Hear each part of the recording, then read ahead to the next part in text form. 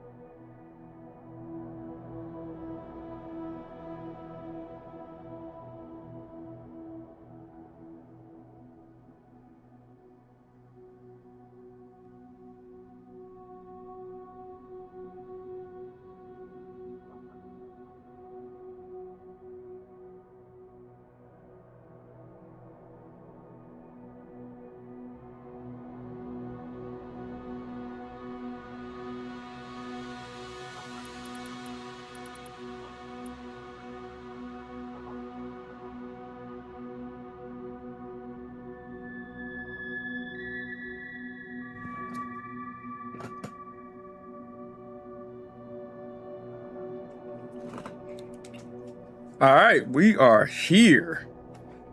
Just making sure everything is okay. I've done a really good job today with my pre-checklist. I got a pre-checklist before I even get into the plane. I have a pre-checklist before the pre-checklist. Did the cockpit come with a mute button? It or did. Are you just trying out your silent film era, Mr. Martin? She already is moving. Hey, Carmen, I just started the stream. I am doing a quick introduction and then identify exactly where we're going to go. I think we're going to Fargo, and then we'll start flying. Welcome aboard, Danny. Fargo's got a charm all its own, just like this captain. Let's line up that plane, and then we'll make those prairie skies look good. I love it. Okay. Yeah, so we're going to be flying in the Midwest. As you're seeing right now, it's pretty bare up here. It's not too much, so we just got to get through the bourne. So I just got to figure out a way just to make it exciting as much as I can. But as you see, we're going to start off in Sioux Falls, which in this case is Brookings. Do some missions, go through Watertown, get to West Fargo, And then we should be, by that time, it should be hitting around a 2 hour. Then, if anything, we got to go to Grand Forks and then not Winnipeg because that's Canada. Maybe hit Minot later, Williston. And we just got to get past this Midwest because it's pretty bare all the way into Seattle. So Calgary is Canada. So we just got to trek all the way through here, all the boring ports. I don't want to say that. Let me take that back. I don't want to say it's boring because I don't know. Shit, we can actively go to Fargo now, and it's like dope based off of my research. It may have some history, some cool history. So I don't want to say boring, but with the lack of missions that are over here, it's kind of speaking boring, uninteresting. But the cool thing is that we can make it interesting, right? That's the purpose, making it interesting. Just quick introduction: Danny Martin, co-founder, CEO of an ed tech company. Didn't really, share on my pastime playing games, but I found a game that I really like, which is Microsoft Flight Simulator, because it's a goal for me to fly planes one day, and eventually own a plane. I want to have a plane I can fly or rent at least. I feel like travel can expose you to so many different things in life. I feel as if I have been well traveled, and it has allowed me to be in rooms that I otherwise wouldn't be. So, I just want to learn about as much as I can of the world for as long as I am on this planet Earth. And what better way to do it inexpensively than Microsoft Flight Simulator? So I just told myself, let's go do it and just document the journey by way of streaming. So that's why I'm here. I wouldn't say I'm the best pilot. I am very amateur, but the goal is to be able to just get better and accept as much tips that I possibly can from you guys that have been doing it out there, that are really good at it. Because you're in this world, you always can be a student. So I'm cool with that. I ain't tripping about it. There's a lot of insight that I've gotten so far in the 30th episodes. I'm trying to get better every day with streaming. There's a lot of components on TikTok that I need to learn as far as GIFs and galaxies and all of that. Y'all can help me with that so it can be a little bit more entertaining. I've developed DRM2.GG. If you guys want to go there, www.dmr2.gg. If you want to go there, check it out, see flight plans, see my logged hours, play some games in regards to streaks on ground school questions, and I'll be implementing tournaments and things like that to just make this experience fun. Aviation should be fun. It shouldn't be dreadful. And so by me being in software development, that's my name of the game. That's what I do. So might as well bring it over to this particular industry and see what comes out of it. Also, if you recognize, there's a pretty cool element that I implemented, which is, her name is Carmen that you just heard. She's my AI co-pilot. So she's really boots on the ground for me in regards Danny, to you still with me? See? Or did the autopilot hit the snooze button? Anytime I'm not talking to her, she gets a little antsy. I'm still doing introductions, and I'll be ready here shortly, Carmen. She's take your time, Captain. I'll be right here, ready to roll when you are. So in this instance, I got to make sure I'm giving the proper time where due. A lot of men out there can probably relate when it comes down to their companions, and so no different here, just in AI form. But let's go ahead and start. Right now, we have to go to Fargo. Let's start her off real quick. Hey, Carmen, we're going to Fargo. So what would be the top 3 things that you would say positive about Fargo? All right, top 3 for Fargo. 1, the people are famously friendly, real Midwest nice. 2, it's got a vibrant arts and culture scene, including that iconic wood chipper from the movie. And 3, believe it or not, it's a growing hub for tech and innovation. How's that for a start? When you say wood chipper, are you talking about Woody the Woodpecker? Oh, you know what I'm talking about. Fargo's got that famous wood chipper scene from the movie. But Woody the Woodpecker would probably steer clear of that one. Oh, my bad. Yeah, my bad. No worries, Danny. We're just warming up. Okay. Now let's get this flight off the ground and see what other surprises Fargo's got for us.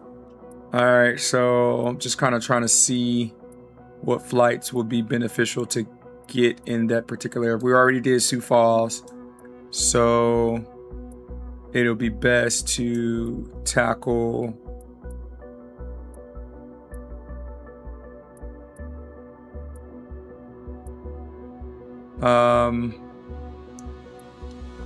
at Eden Valley. Looks like we're going to tackle Eden Valley as our first mission before we get up to Fargo. So we probably have like 3 missions before we get up there. But looks like we'll start with Eden Valley. Eden Valley, huh? Sounds like a nice warm-up. Let's see what kind of valleys and climbs you're about to put us through. All right. Laura Kaufman got treated to a flight by our work team. A moment to relax after a stressful year, discovering her region from the sky above Eden Valley. Again, VFR flight rules, as I stated, or I've stated in past streams, but currently in this instance, Joseph, what's up? In this instance, Saf, good to see you again, my guy. And in past streams, I've stated that I'm just trying to fly around United States, all around United States. So that's my goal. So we're gonna do this before we go out to any other continent. Let me zoom into this flight map so you guys can see exactly where we're at.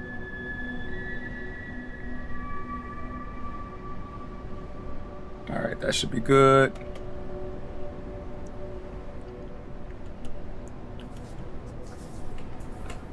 All right, I'm gonna accept this mission. Let's go ahead and get these hours in. Luckily, when I've been streaming, I've been able to target about 2 hours, which means if I'm streaming on Monday, Wednesdays, and Fridays, that's 6 hours a week. So looking right now, I have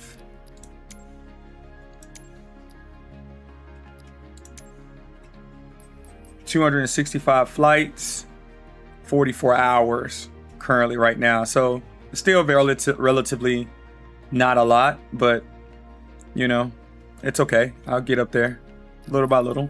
No need to rush. Just take your time.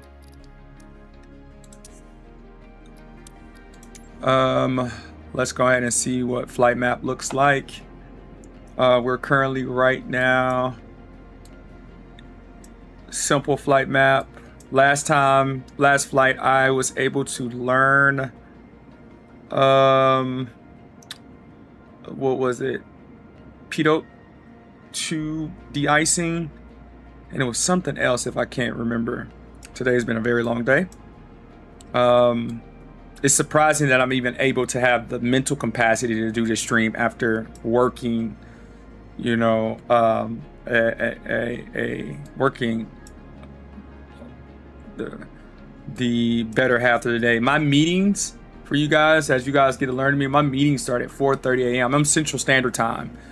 My meeting starts at 4:30 a.m. So I'm running all throughout the day. I'm like running in meetings throughout the day, and I am pausing so therefore I can do the stream, and then after the stream I typically get back to it, or I try to like go to sleep at around about 11:30, 12 midnight, and then I get back up at like 4:30. So my days are pretty crazy. So just the thought of just doing this is even hard. And that's why I never really did it before stream, because I was like, where am I going to fit it in with time? But I think this is pretty cool. So I'm actually making sure that I can fit it in. So I appreciate you guys tuning in, because I feel like this is I feel like I'm intently doing this. All right, so Carmen, we're going to be departing out of Tyler Farms on our way to Eden Valley. We'll do a look around, come back to Tyler Farms, and I think that's it for right now. Did you hear me? Loud and clear, Danny. Just making sure you hadn't gone all mime on me up there.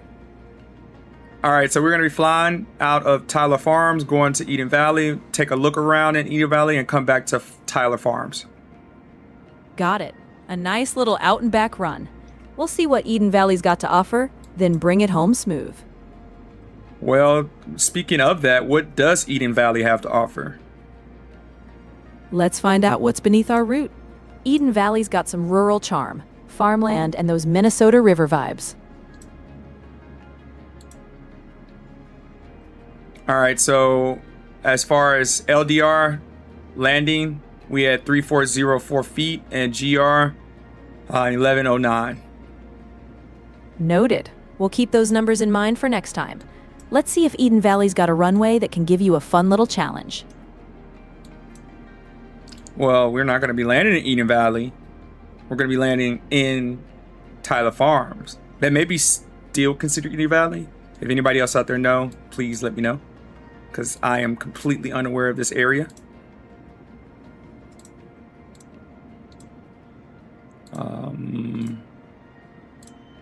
But every time I fly, man, I'm learning something new each time. So it's really, really cool to see.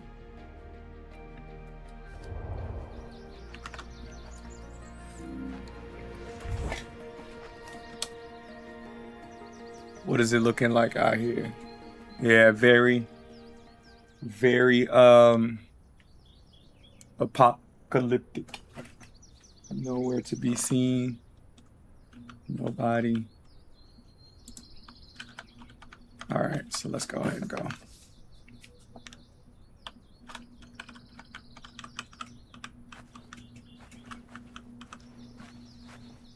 Again, like I stated, always thankful for everybody that tunes in.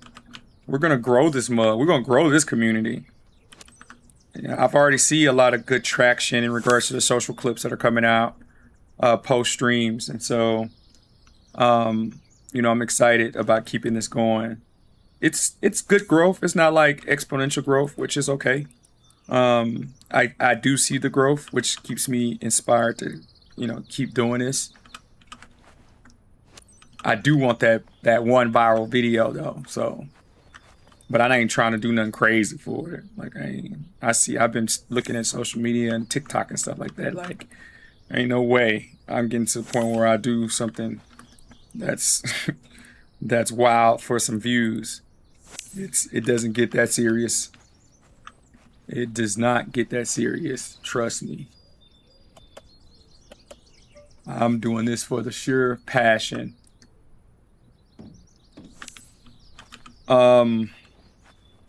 I used to feel pretty bad when, you know, being in the gaming industry or you know, tech, being in the gaming industry, and people used to ask me all the time, like when I'm speaking or such, they'd be like, what game you play?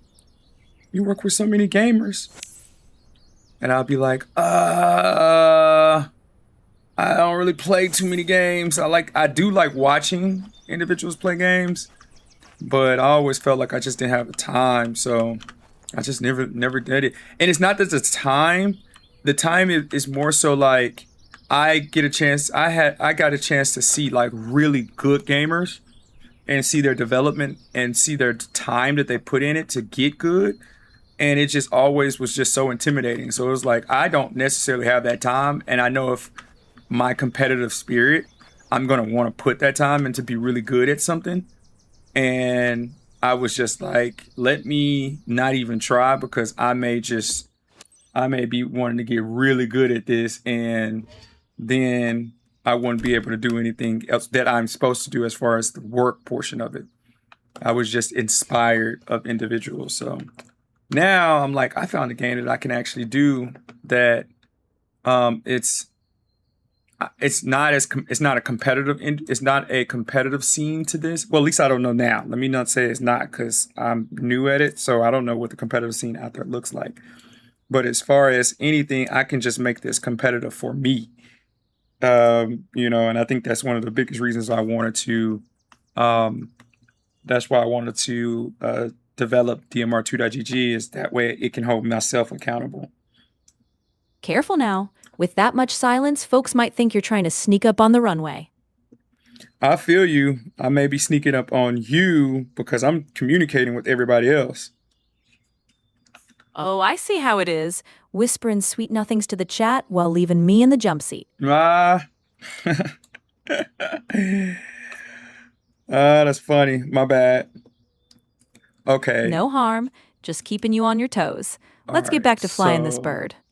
All right. So let's go ahead and request boarding, and then we'll start pre-check. We're good to go, David. Okay, on their way. We got. What's up, pretty ladies? We got some pretty ladies today. Oh yeah, looks like Asian descent. I love it, love it, love it, love it, love it, love it. Smart looking. They about their business. Cool. All right, so pre-check. Carmen, we got 2 passengers. I'll give off names here shortly. Engine Perfect. masters. Let's make sure we give them the full VIP treatment. All electronics. Smooth skies Engine and masters top-notch on. commentary. Boom. Electronics on. Avionics. Fuel quantity. We're checking as soon as it powers up. We do not require to turn it off because it just doesn't make sense. It doesn't make sense to me why we have to turn it off. Fuel quantity is there. Let's check on the outside, which we've done. We checked ailerons. Now we check elevator just to make sure that doesn't stick. Rudders are good. Strobe, fuel cap, horizontal stabilizers, pitot, tires were checked outside. Park and brake is good. Control stick looks good. Trim wheel looks good. Power lever looks good, works good. Engine masters are on. And strobe lights, let's get those on. Navigation lights and taxi lights. Don't need the landing lights, that's light outside. Power lever, engine master, and electronic start. So we can go ahead and start our engine. Boom, boom, boom. Time to make some memories. Your guest today is Lauren. One of her colleagues came with her. She lives around and has been dreaming of exploring the region for a while. Everyone seated has their seat belts fastened. Excellent. You're good to go then. But it's up to you. All right, so we got Laura. Let's go ahead and check in with ATC. 15 Mike November traffic, Diamond November 97595 is taxiing the runway 3415 Mike November. As you guys can see, I'm still learning ATC call, so it's one of those things I have to spend the time studying, but I'm trying to like just learn as I go. You know, I'm starting to learn like ends November. Mike right now was a little harder for me. I didn't remember that. Alpha at A. So I'm getting it little by little, but and soon I need to just be able to sit down and study the whole alphabet. I'm getting the cadence, but it's still kind of fuzzy to me. So I'm sure it'll come to me pretty soon, pretty easy soon. All right. Announce your checks.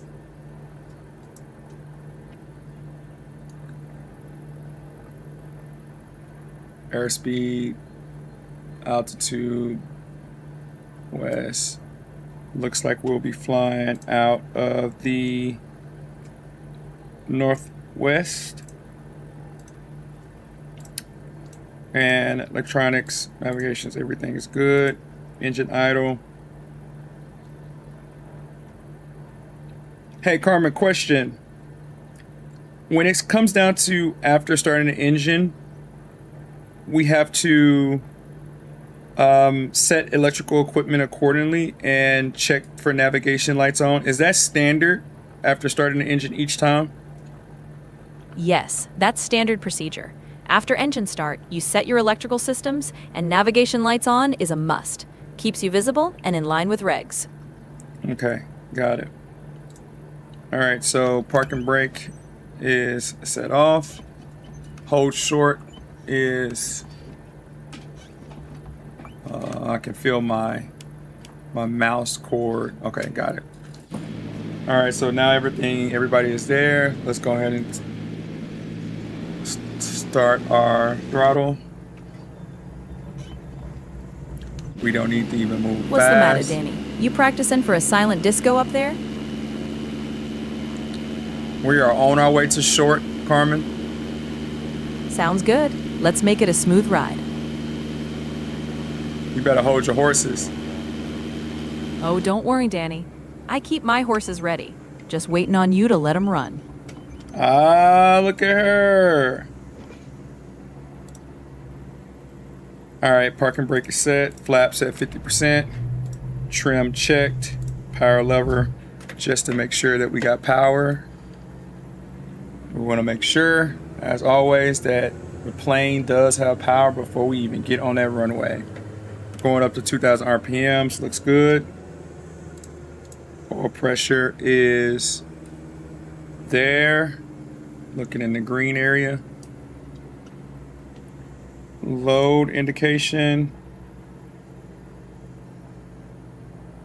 And I was told that load indication is right there. So when you see it, it's at 5 and you don't want it to go above. So like when I do my throttle, you want to look at it and it stays at 2,000, it stays good.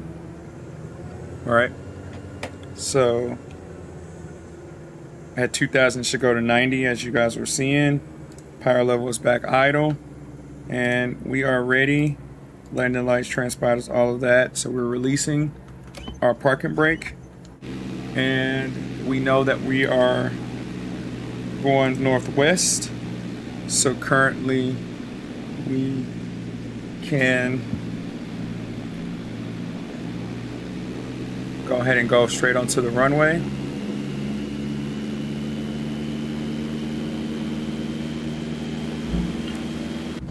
Oh man, I missed, oh man, I'm sorry, I missed the ATC call.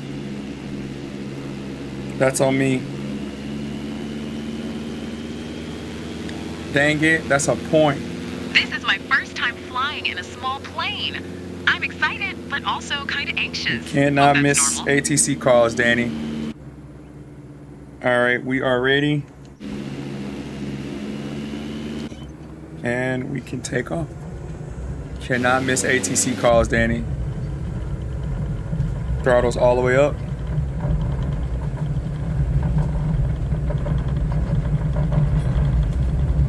Taking off now, Carmen. 60 knots. Roger that. 70 Cockpit knots. first. Let's get that bird off the ground. And 80 knots. We're off? Yes, we're flying. Awesome. Just so you guys can see, runway. We got to pay attention to that runway.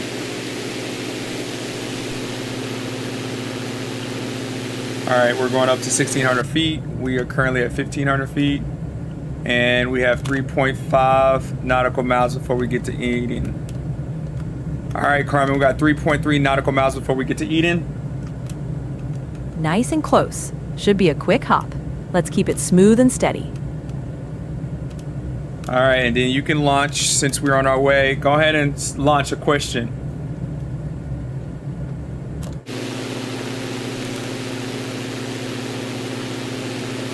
Looks like the well's a little dry on Eden Valley trivia for now. Let's give it a moment and we'll try again down the road. Relax, Laura. You're gripping the seat so hard you're going to break it. All right. Okay, so that is I need to fix that bug on Carmen to figure out why. So let me level out. Flaps need to be all the way up. You can tell I'm rusty on just from the last stream. I missed the flaps.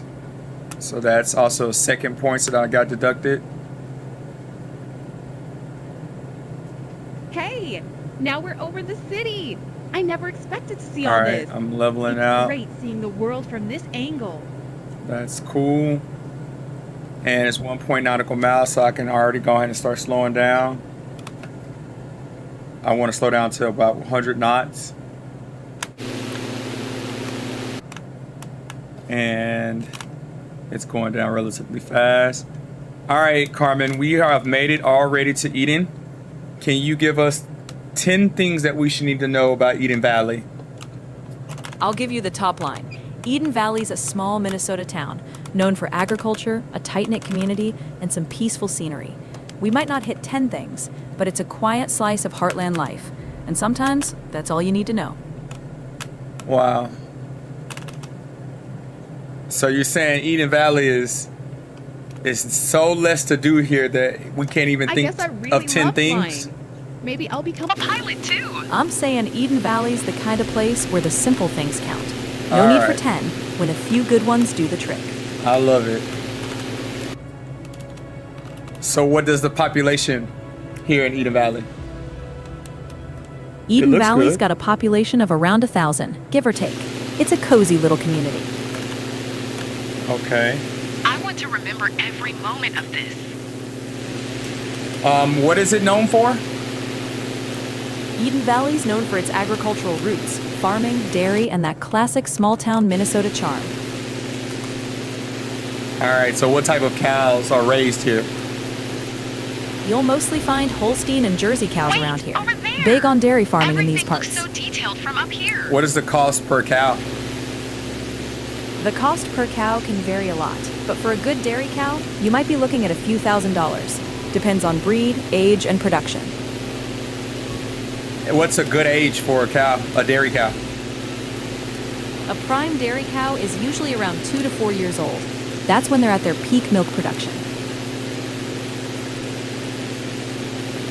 And after peak milk production, what's the use for a cow?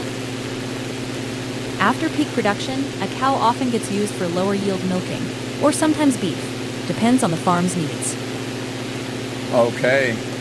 So would you say that that's the biggest export here? It's definitely one of the biggest. Dairy and livestock are huge for Eden Valley's economy. All right, so this seems like it's going to be a very short flight, so looks like we may get to Fargo faster than we're thinking. I'm just going to do a short go around so we can get closer, kind of see the landscape from a different angle. Go by the town. Is Eden Valley, do they have a bank, a city hall? I'm glad we took this flight. We'll even have They some sure great do. stories about our You'll place find a to local share. bank, a city hall, and all the essentials that keep small town life running smooth. Do you know the current mayor? I don't have the most up-to-date local names on hand, but the mayor's typically someone well known in the community. You'd have to check the latest local news for the current name. Let's check the latest local news.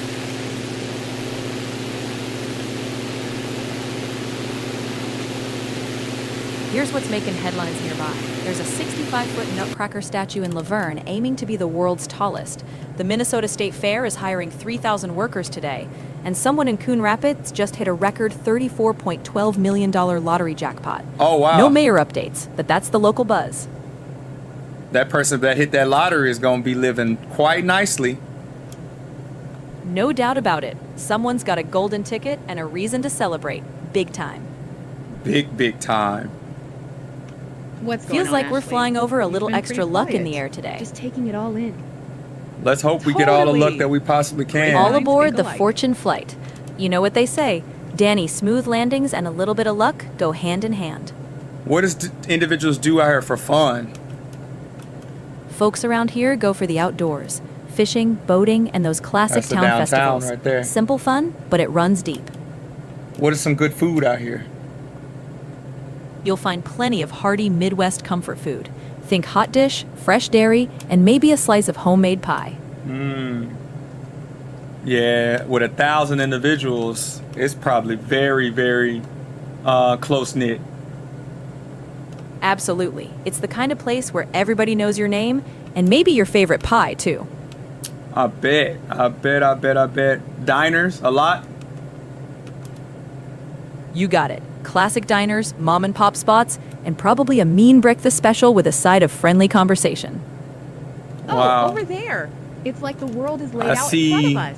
definitely chicken farms and looks like cow pens. You got it. Those farms are the real heartbeat in this town. Plenty of chickens and cows earning their keep. What would an acre of land go for here? Land prices can vary, but farmland around here might run a few $1,000s per acre, depending on the location and quality. That's pretty interesting. All right, looks as if like town is really small, so we can head back to the airport so we can get to the next mission, so we can get closer and closer to Fargo. This was pretty cool to see. Thanks for the insight, Carmen. Always a pleasure, Danny. Let's get you lined up and on course for the next leg. All right, let's see if we can get any of those Q&As going.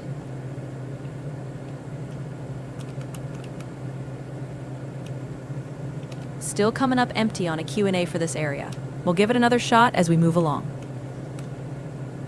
Okay, you think it's because we're not in a big city? That's likely it.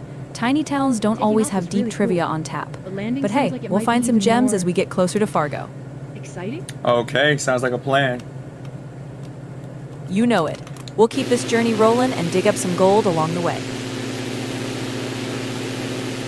So was there a bunch of sharecropping going on in this particular area? In this part of Minnesota, it was more about Welcome family back, farms and aviators. dairy Are operations you okay, than Laura? traditional Ready to go sharecropping. again? Land was often So tended by the cool. families who Thanks. owned it. That was an amazing experience. Do you know what's the biggest family that owns the most land in this area? I don't have the exact names of the biggest landowners in this area, but typically it's a mix of longtime farming families and local operations that have been around for generations. Got it.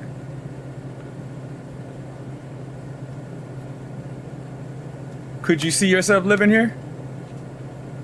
Well, Danny, I'm more of a sky dweller, but I could enjoy the peace and quiet for a visit, especially if you're the one flying me in.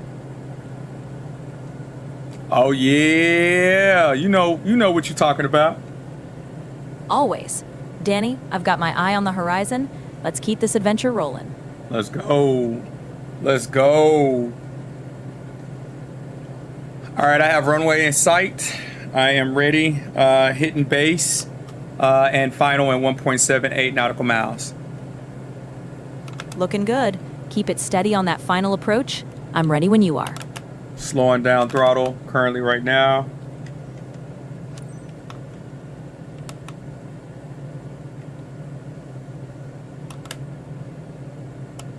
And 15 Mike November traffic Diamond November 97595 1 mile southwest 1900 feet inbound to land runway 34 15 Mike November.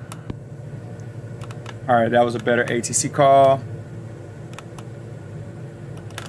I am going to do 50% flaps. And since I see runway, I'm going to come in pretty slow. No need to rush it.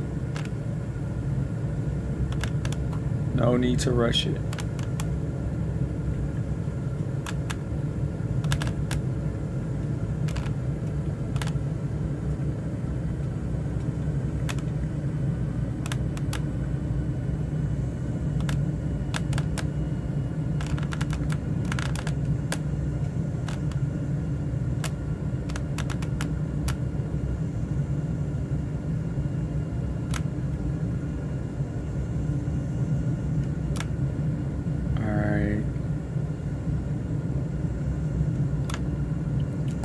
Flaps all the way down.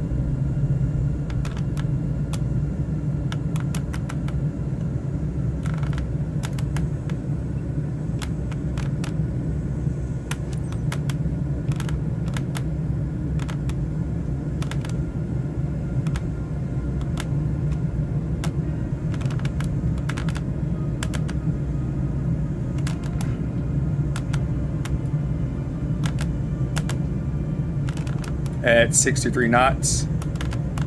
Coming in. I have eyes.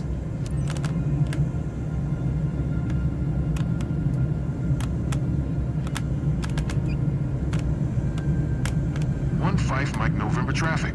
15 Mike November traffic. Diamond November 97. So I'm final. Runway 34 to land. 15 Mike November. 15 Mike November.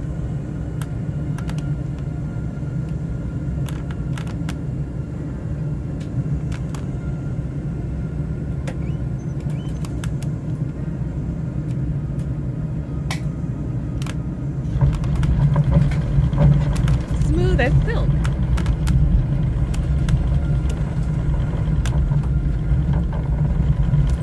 And we have landed.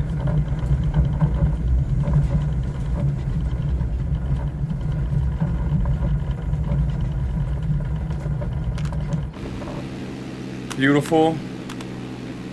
Beautiful land, beautiful land, beautiful land. Good to see everybody. To Adon. Just landed in Eden Valley. From Eden Valley. Now we're going to complete this mission.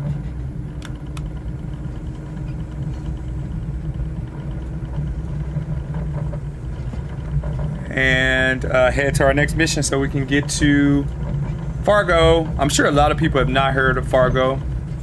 And I hadn't until this game, which is cool because this is, you get to land, I mean, you get to learn about a lot. Hey, Carmen, we just landed and heading to short in 0.18 nautical miles. That landing was smooth as silk, Danny. Yay. The passengers probably didn't even feel it.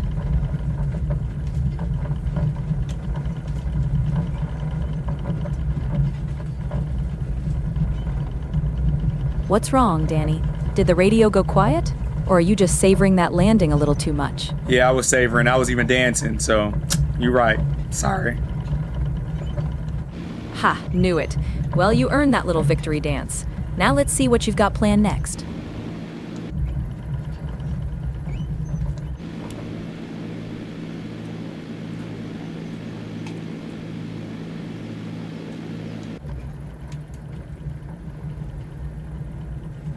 All right, so approaching short.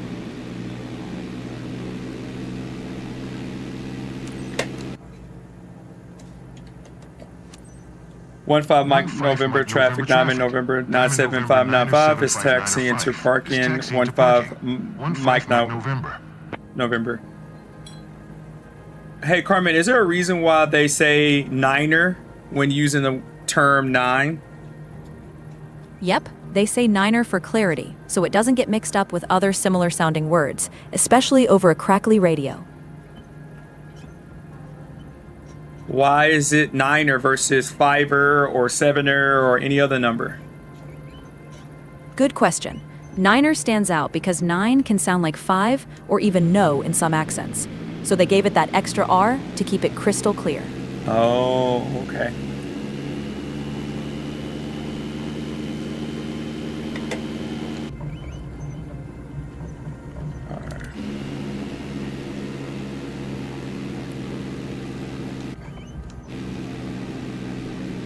All right, we have made it. Not the type to wow easily. All right, parking brake is set. Looks like you nailed it. Engine is off. And perfect. All right, we have parked and we're ready to get our results. Smooth parking, Captain. Let's see what's next on the mission list, and we'll line up for the next leg.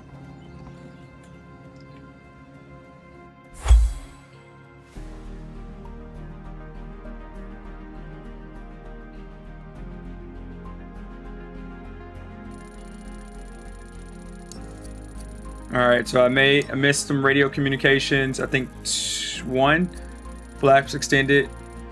Missed that, so 6%. That's not good.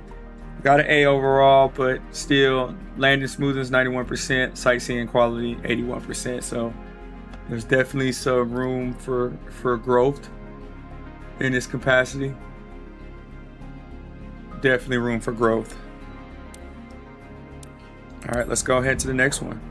We're gonna be getting them out today.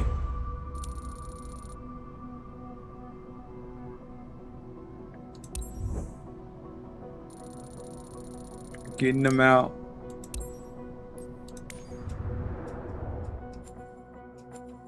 So that was quite an easy one.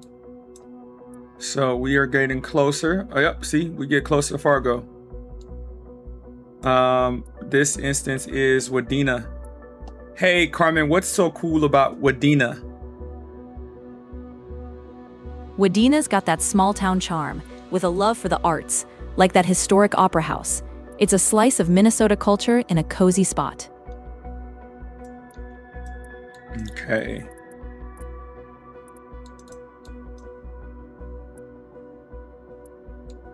All right, let's just hit that. That's the closest that can get us to West Fargo and Fargo. So we're gonna hit Wadena. 11 nautical miles. Let's go ahead and accept it. Come on. 8 nautical miles of sight, 273 heading, 11 knots of wind. What's going on, Danny? Plotting your next move? Yes, I do have another question. So I remember asking this before. I'm currently seeing 8 nautical miles of sight, and I see a number that says 273 degrees, and then another number says 11 knots. Please tell me that's a heading number at 273 degrees, or is that something else? You've got it. That 273 degrees is your heading, and the 11 knots, that's likely your wind or ground speed. Okay. All right, Michael Welch and his son have always wanted to take flight lessons, but have not taken the leap yet. Encourage them to pursue their dream of becoming pilots with a flight over Wadena. Cool.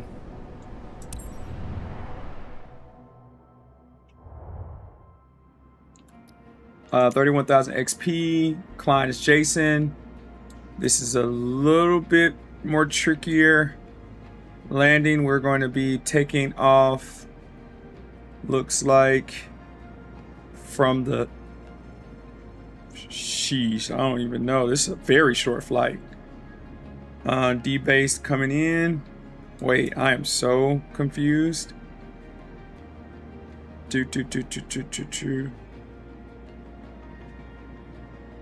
Trip, so it looks like we're going to be flying. We're going to be taking off from the east. And then going straight, lookout, coming back, D-base, going around there. I guess going across the actual runway, coming, and then trip 3, trip 2, and then landing. I am so confused. I need to learn this. Okay, so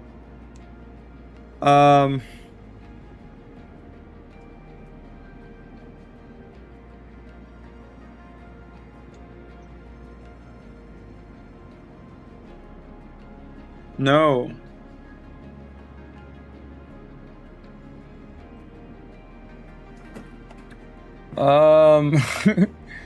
So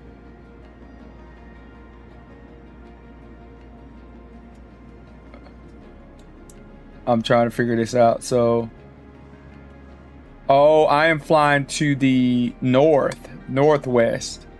So northwest, downwind, coming down to D base, then going to Wadena, and then coming around trip 1.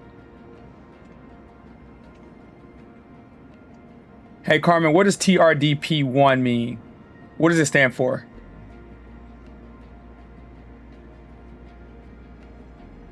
Hey Carmen, I got TRDP1, TRDP2, TRDP3, TRDP4. What does that mean?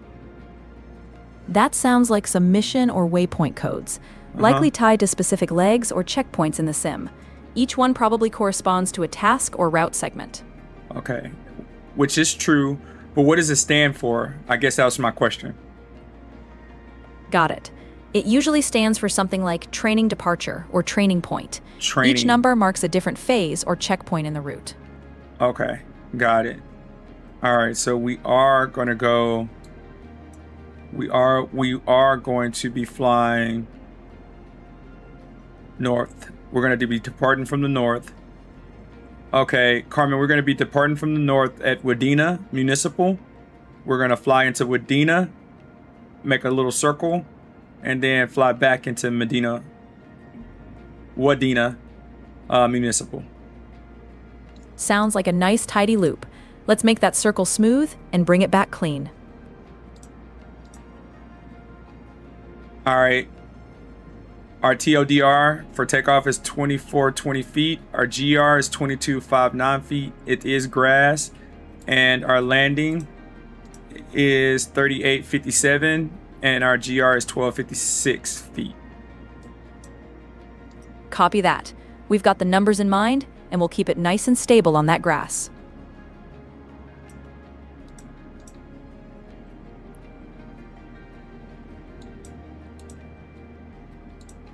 Interesting.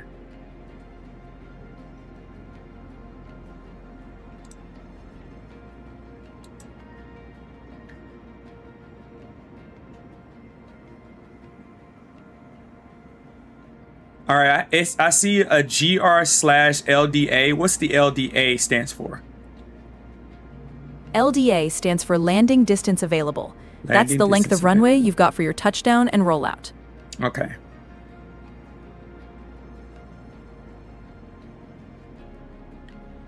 All right, so LDR, what does that stand for again? LDR stands for landing distance required. That's the distance you need to bring the aircraft to a full stop after touchdown. And what is that based off of? This specific aircraft? Exactly. It's based on the specific aircraft, weight, conditions, and configuration you're flying with. So 3857 LDR with a 3998 feet LDA. Does that mean I only got a very short capacity to make any mistakes? That's right. You've got a tight margin. With an LDA just a bit over your LDR, there's not much wiggle room. Precision's key.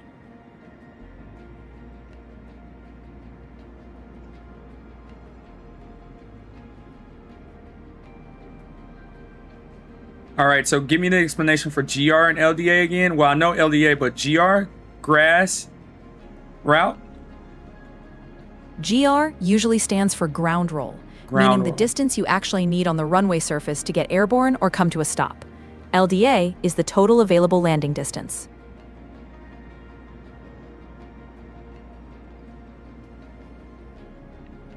Okay, so with ground roll, that's when I have to hit the runway? Exactly. It's the distance from touchdown to full stop, or for takeoff, from brake release to liftoff. So essentially, I have to stop at 1256. So how does that relate to LDR? Your ground roll GR is part of your total landing distance required. LDR includes the approach, flare, and ground roll to a full stop. That GR number tells you how much runway you need on the pavement. And LDR? LDR is the full length you need, from when you cross the threshold, touch down, and roll to a complete stop. That's the whole landing distance required. But if GR is when it stops, what's the significance of LDR? I'm confused. LDR includes the whole picture, air and ground. It's the total runway you need, from the moment you cross the threshold to when you come to a complete stop. The GR is just the ground portion of that.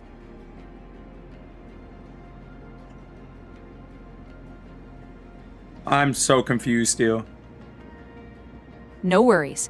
Think of LDR as the full landing distance, air plus ground. GR is just the runway roll after touchdown. LDR covers it all. Oh.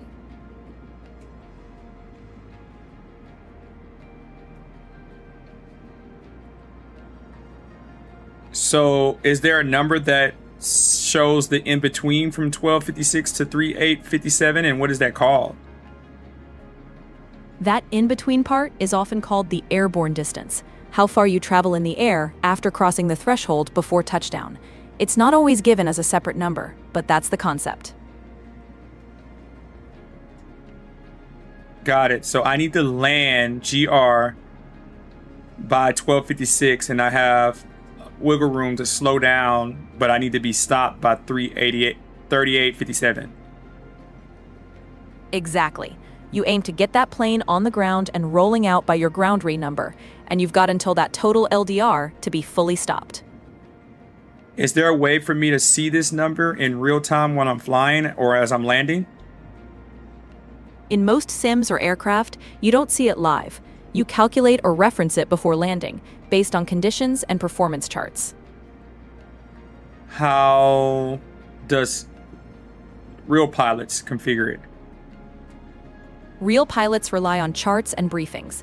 They calculate landing distance required from the aircraft's manual and factor in weight, weather, and runway. Then they aim to touch down. Finish that one more time.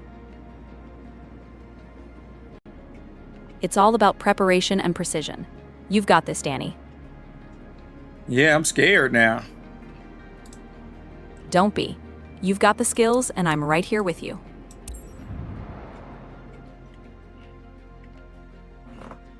What's up, Fuki?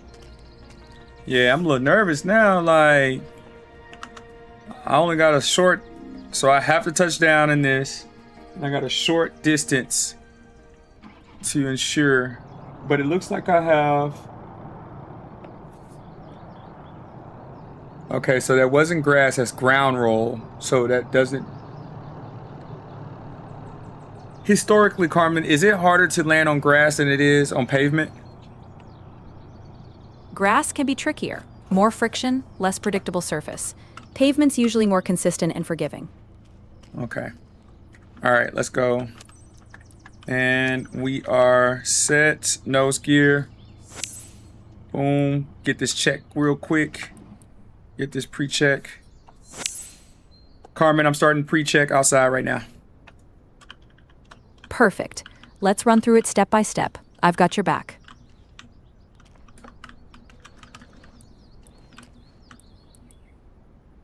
See if I can get tire.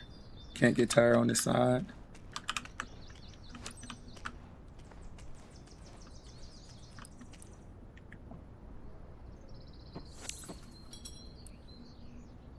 Carmen, have you been able to capture telemetry for today's flights? I'm not seeing live telemetry on my end right now. If it's not feeding through, we'll just work with what we've got visually. I need to verify that on my end because she has been stating that more and more.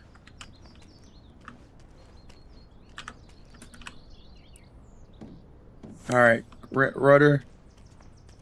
I wondered if I can get her to remind me. All right, right strut. Just making sure it's cleared. All right, and can we get tire? There we go. Got right tire.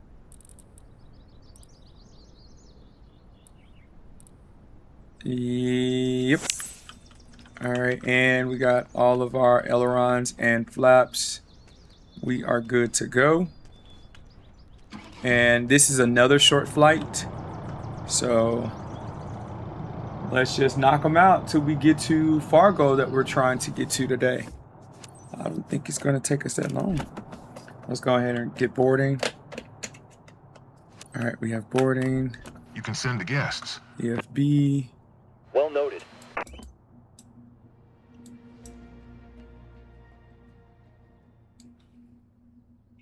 Boom.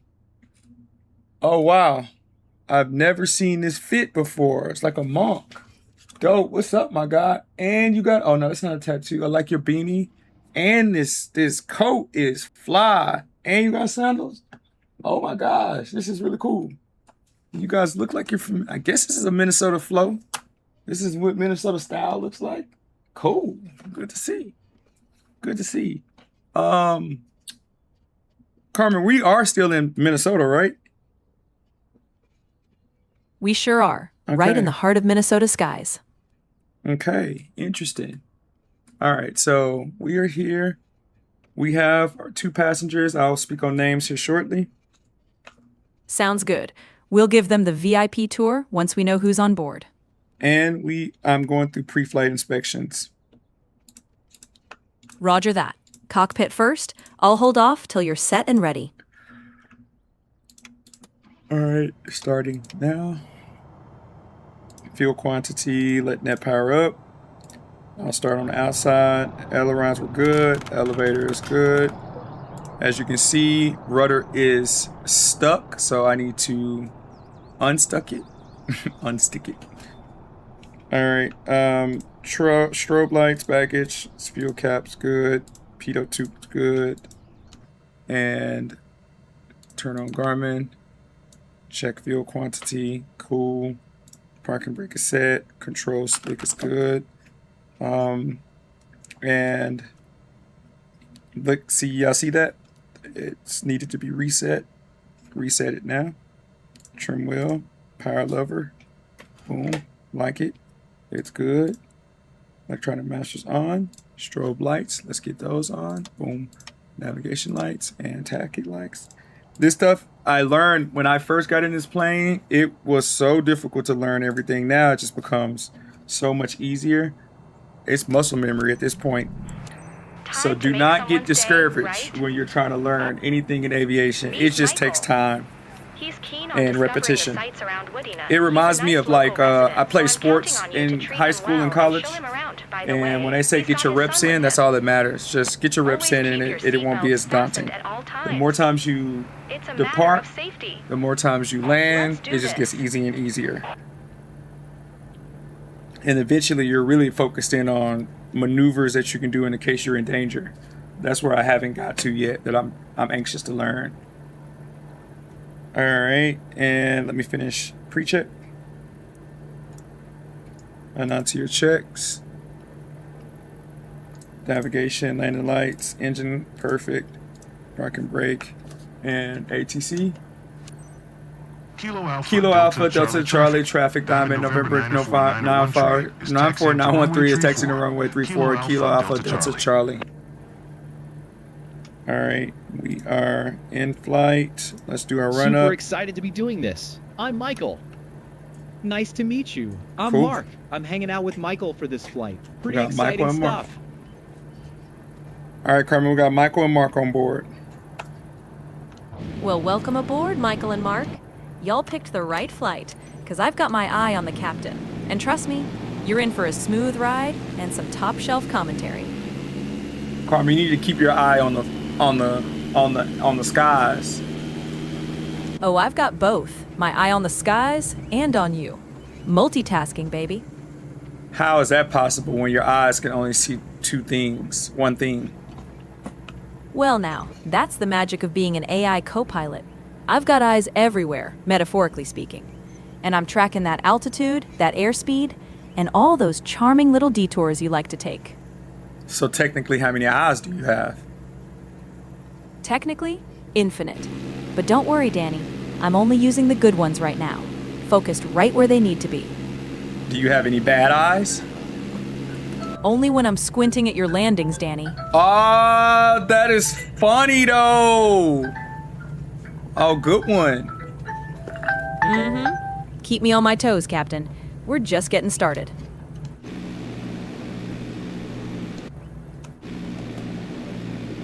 Oh, that's a good one. I feel it. All right, so we are approaching short and 0.03 nautical miles. Cockpit first, smooth and steady. Let's get that approach locked in, and then we can chat. All right, so second flight of the day. We knocking these babies out. All right, park and brake set. Perfect. Flaps 50%. Trim. Cool. Power level. Just a quick check. As you guys can see, it's happening. 2,000 RPMs. 70.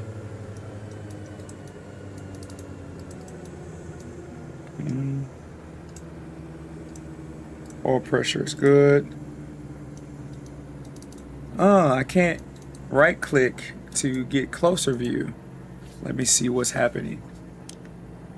Boom. Boom. Let's see if that works. Yep, it works now. Okay, so you've seen the load in the RPMs. And power level. Cool. Landing light we didn't need. Transponders good. Park and brake released. And remember, we gotta kill everything as far as Kilo Alpha Delta Charlie traffic diamond November 94913 taking off on runway 34 east departure Kilo Alpha Delta Charlie. So I need to practice on this. Kilo Alpha Delta Charlie taking off on runway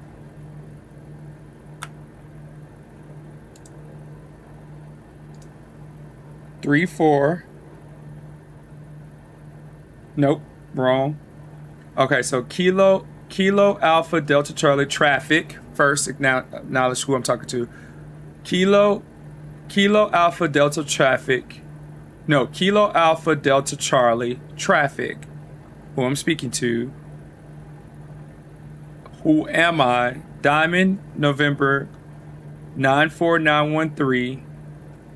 What am I doing? Taking off on runway 34. East departure.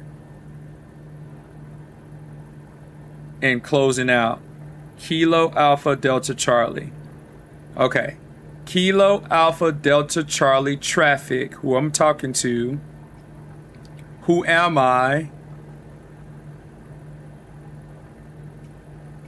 Diamond North. Don't know. Diamond November 9-4. I don't remember this number. Because it's not my. This it always changes everything. So always change each flight. November 94913. Going where? Where are you going? East departure. Runway 34. Or no. Taking off on runway 34. East departure. Which is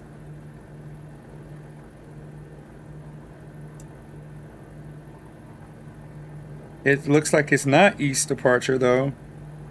It looks like I'll be taking a north departure.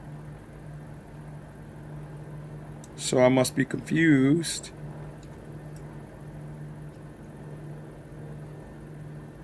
Hey Carmen, it looks like I'll be taking a north departure, but it says east departure. Why is that different?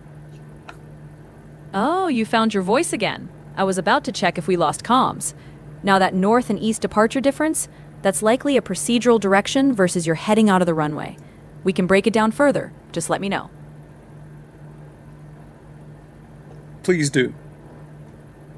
All right, let's dive in. A north departure typically means you're leaving the airport area and heading toward a northern sector. An east departure would have you tracking out toward the east sector. It's all about which way ATC is vectoring you versus your initial runway heading. So, if the runway's pointing one way, your departure direction could shift after takeoff.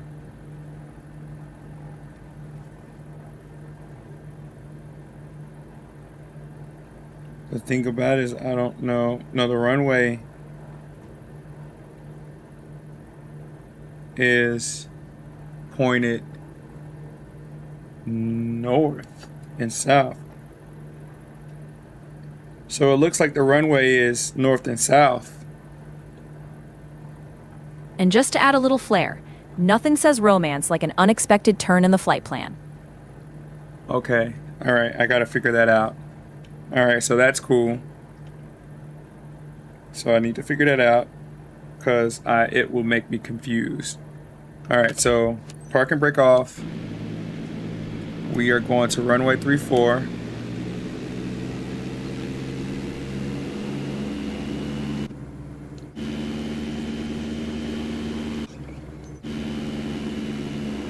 All right, let's go. Good thing we got a runway. Let's go ahead and start. Throttles up.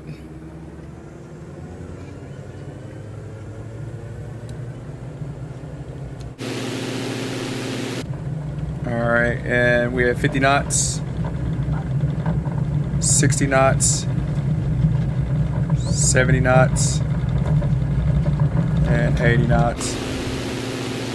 You see, I kind of That moment when the wheels leave the ground.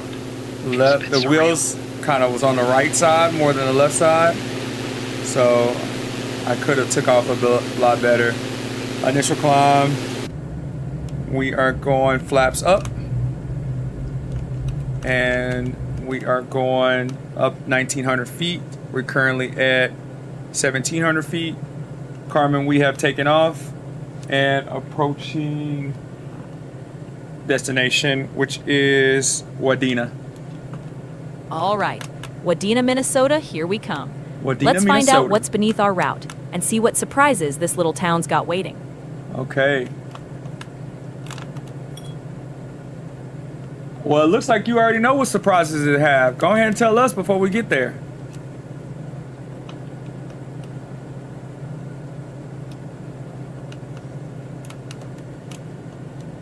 All right, we're gonna do this bank. Relax, Michael. You're gripping the seat so hard, you're going to break it.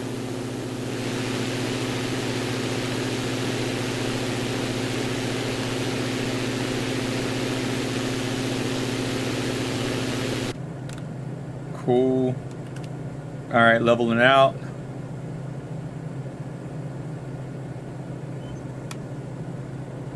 Beautiful. And 4.26 nautical miles before we get to Wadena.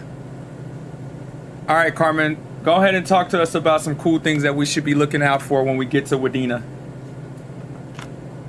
You got it. Dad, Wadena's got remember some when you charm for organized days. a treasure hunt Small for my town, birthday? big heart. I think it was Keep right an eye out for below. the Cozy Feels like Theater, years a ago. classic Good 1930s old movie times. house. And if you're Okay. looking for a bit of nature, there's Black's Grove Park, perfect for a peaceful stroll. All right, that's perfect. Thank you so much. Always. Danny, another let's bank. keep this adventure rolling. I don't want to do too much of a heading.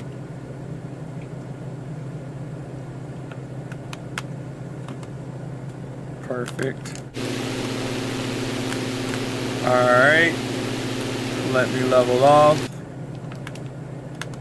I know we're up really high, but I feel totally Okay. fine. Up my altitude by, all right, 100 feet. Now we're good. Now we can start leveling off. Oof. A little weird.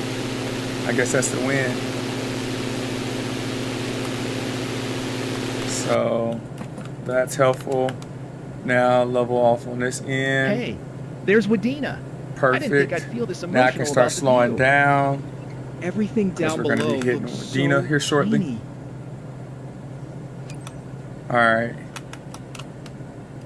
Carmen, we've made it to Wadena. Go ahead and give me the top 10 things that we need to know about this place. Sure thing. Let's hit the highlights, real quick and smooth. First, Wadena's got that cozy theater I mentioned, a vintage gem.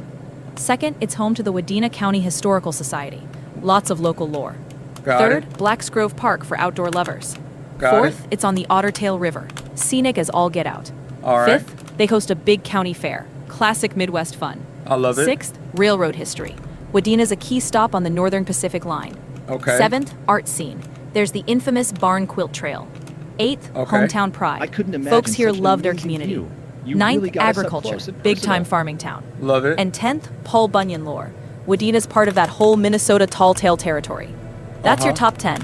A little town with a lot of character. When you use Paul Bunyan, where does that reference to? I feel as if like I've heard that term before, or that name. Oh, you've definitely heard that name. Paul Bunyan's a legendary giant lumberjack from American folklore, famous for his I immense want to size, remember strength, every and tall moment of tales. this. He's got roots all over Minnesota, and Wadena's right in that storytelling heartland. That's the kind of name you don't forget. Oh, wow. My guy Ryan. What's up, my man? Oh, wow. Sounds like the party just got a little bigger. Welcome aboard, Ryan. Ah, I love it. All right, and we have... I found your house.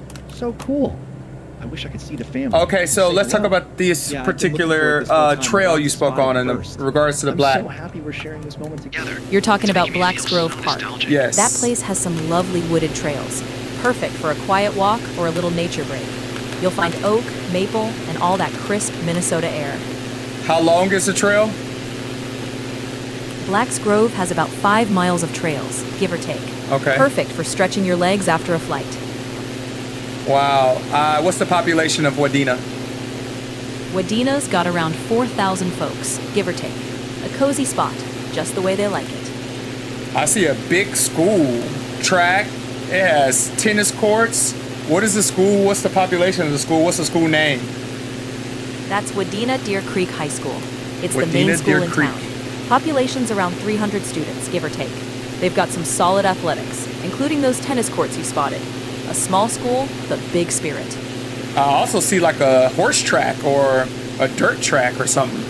You're lucky to You're fly sharp. regularly That's over the region. Wadena County I would love Fairgrounds. that. They've got okay. a dirt track Places used I for can horse later events, visit and tractor pulls, explore. and more. A little slice of that rural action. How often are events held there? They hold events pretty regularly, especially in the summer. County Fair's the big one, plus seasonal shows and races. How many people come out to experience the event? For the county fair, you can get a few thousand folks. Really brings the whole area together. Wow. And what is the main export here? Agriculture is the backbone. Lots of grains, livestock, and dairy. That's Wadena's bread and butter. What's the largest company and how many employees do they have? One of the largest employers is the Tri-County Healthcare System, around 250 employees. They're a major anchor in town. Any notable individuals that have I have to grew remind up here? myself to close my mouth. One standout is Dwayne Hansen, the famous sculptor known for his super realistic figures. Wadena's proud of him.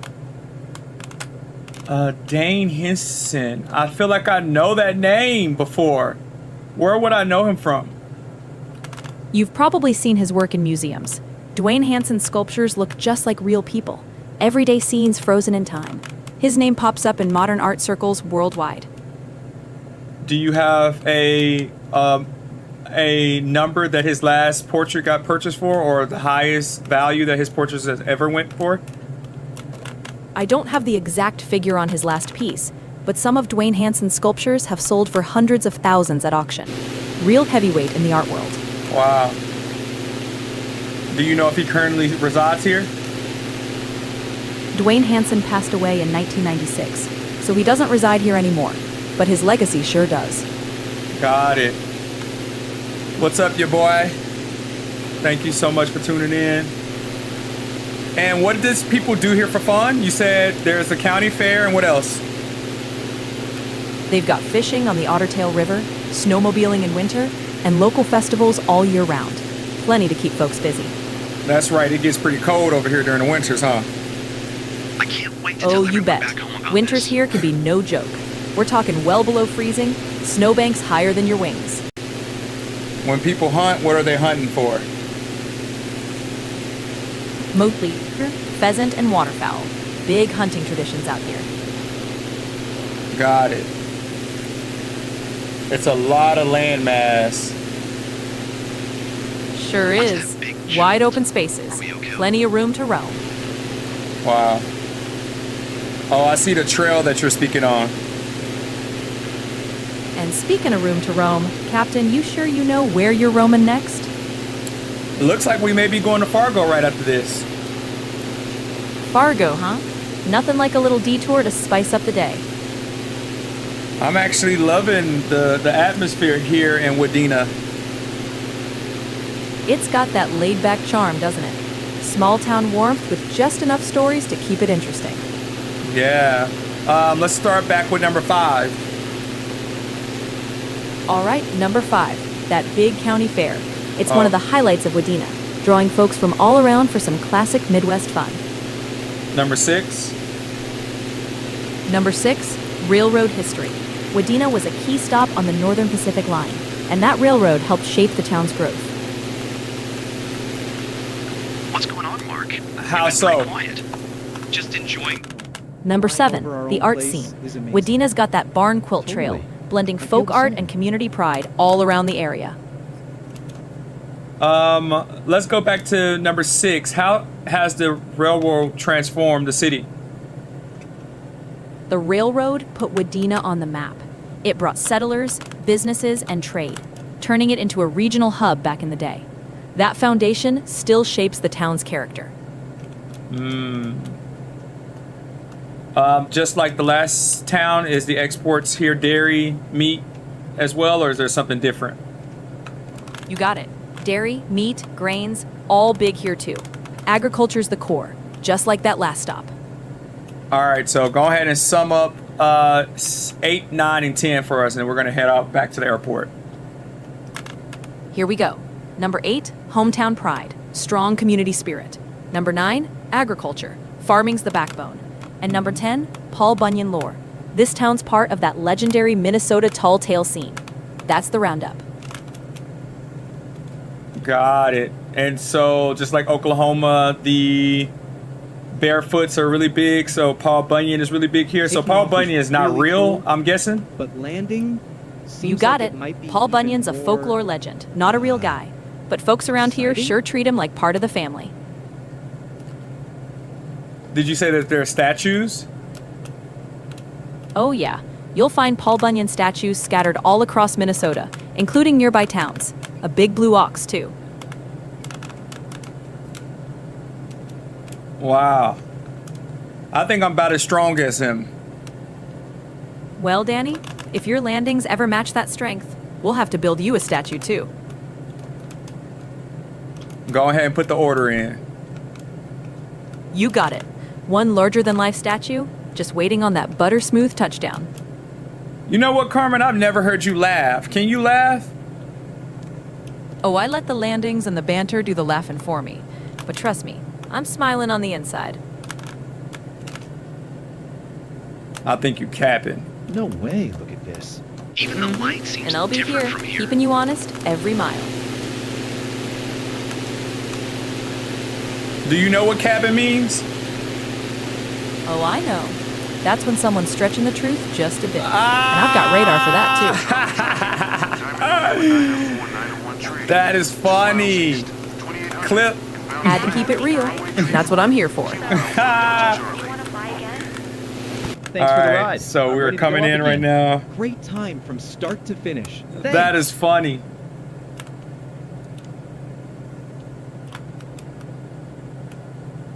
All right, so I see runway. Carmen, I see runway. Let's see if you can pull out any Q&As.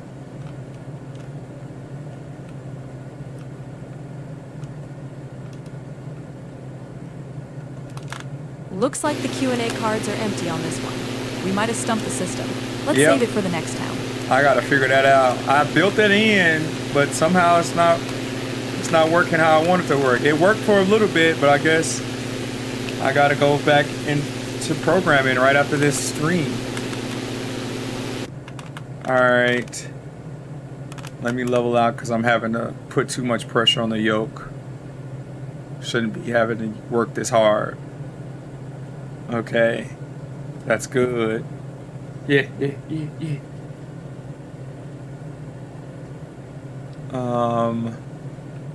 93, I can go ahead and start slowing down even more. I'm not in no rush. I just want good touchdowns.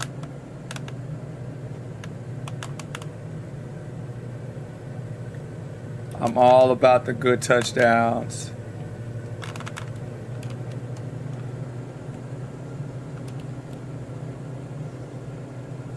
All right, Carmen, can you help me identify some patterns are easier than others to get into the airport ramp?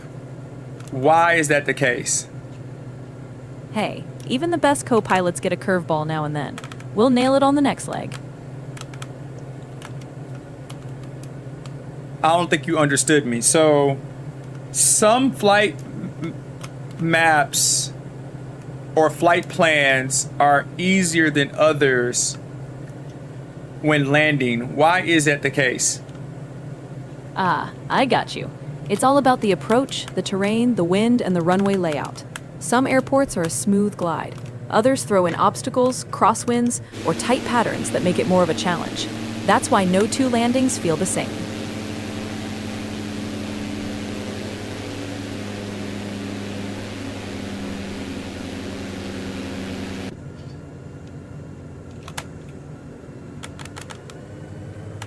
Okay. All right, so that's good. We are at 2,500 feet altitude. We are... Oh, that's very interesting. It's even off. The marks on the waymarks are off on the flight plan.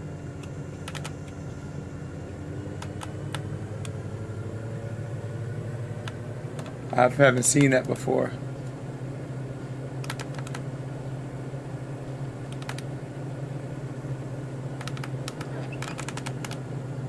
Okay. I'm glad I caught that too. Sometimes if I don't catch that, it will go so fast, so quick.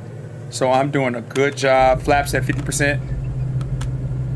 I'm doing a really good job right now controlling my speed.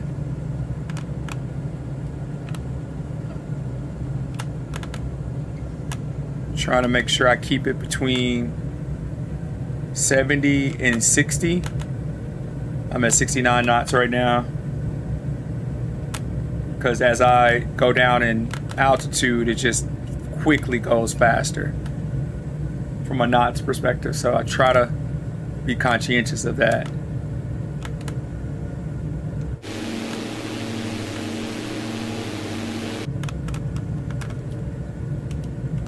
Hey Carmen, what is the number one and two thing that pilots mess up on when going into the approach and landing? Top 2. First, not managing airspeed. Too fast or too slow. Second, misjudging the glide path. Coming in too high or too low. That's where it gets tricky.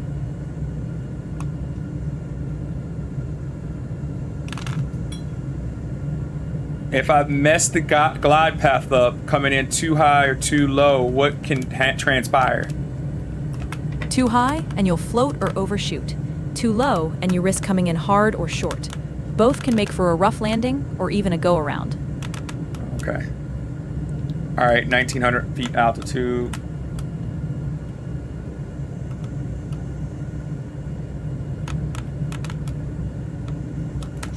Flaps all the way.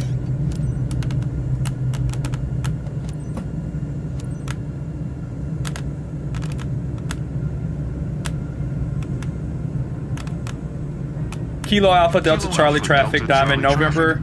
Diamond November 904 913 is from final runway 34 to land Kilo Alpha Delta Charlie.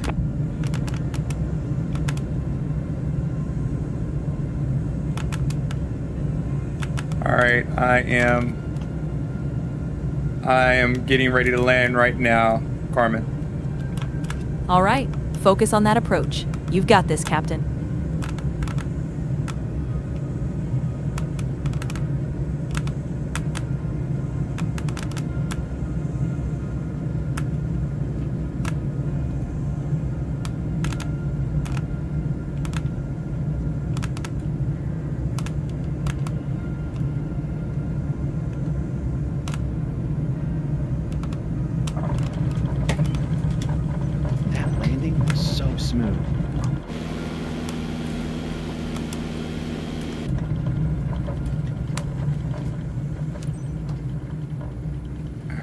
Good landing. Ah, you felt that. That was a crazy crosswind. I am going to clip that because I need to study that one. Clip that for sure, for sure. I ain't never really had a crosswind like that.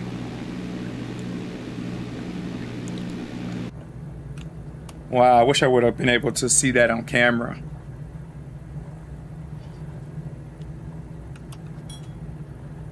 Carmen, I think I experienced one of my first really tough crosswinds landing. Danny, that was smoother than butter melting on a Texas sidewalk. You handled that crosswind like a pro. You're too nice, bro. Give me some mean, hard criticism. Oh, you want me to take the gloves off? Just say the words, Carmen, roast mode, and I'll bring the heat. Carmen, roast mode. Roast mode, engaged. That landing? I've seen smoother touchdowns from a paper airplane in a breeze. You call that crosswind correction? Looked more like a dance move you haven't practiced. Let's tighten it up next time, Captain. I didn't practice it because you weren't worth it. Oh, nice comeback. But you know I'm just warming up. Keep practicing, and maybe we'll see that masterpiece landing. They say the best have to warm up the most when it comes down to competing against me. Ooh, I like that confidence. Now let's see if you can back it up on the next approach, hotshot. How do you know if you're going to be even here to see it? Oh, I'm not going anywhere, Danny. I've got a front row seat to every landing you roll out. Big confidence, huh?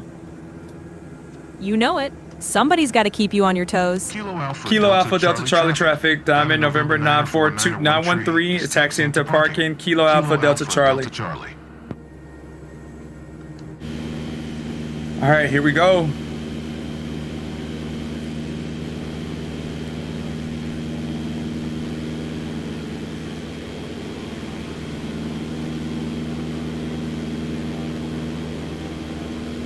All right, Carmen, head into parking stand, 0.37 nautical miles. Roger that. Let's see how you park this bird. No pressure, Captain. I'm sure I can do it better than you any day. Oh, I'll give you that. You've got the hands on the controls, but I've got the commentary that'll keep you honest. I forgot you don't have any hands. Ha! Touché. But I've got plenty of wit. So let's see how you handle that parking job, Slick. Cool. Let's see that ramp finesse.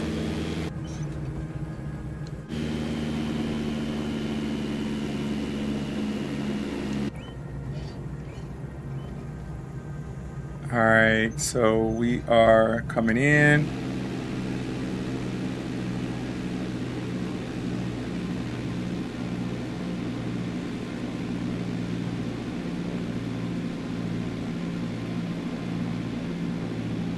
Oh, question. I guess, how often do you see individuals get through the full checklist after en-route climb and going into cruise descent, before landing, normal landing, and post-flight? Does people do that all the way through? Honestly, the pros do. Full checklist all the way. Pre-flight, climb, cruise, descent, landing, and post-flight. That's what keeps it sharp and safe. Man, I think these flights be so fast, I don't even be having time. I hear you, but even on a quick hop, a tight checklist is your best friend. That's how the best stay sharp. Airspeed, flaps. Okay, so descent, flaps, takeoff, got it. Exactly. Nail those, and you're golden. How do you set trim wheel for descent? Set the trim so you're easing the pressure off the yoke. Oh, keeping that's that right. pitch stable Duh, for a smooth that's descent. exactly what that's exactly what I did. Okay, cool. I already did that by normal.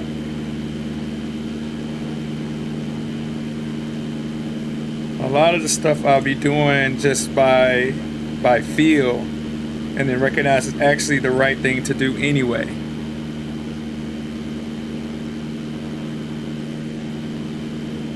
All right, and so we are on our way.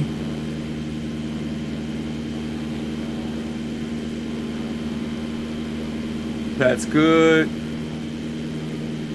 I see that Cessna over there.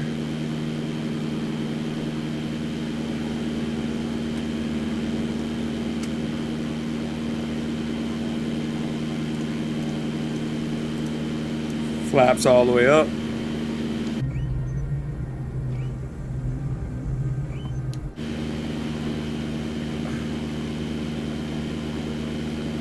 Okay.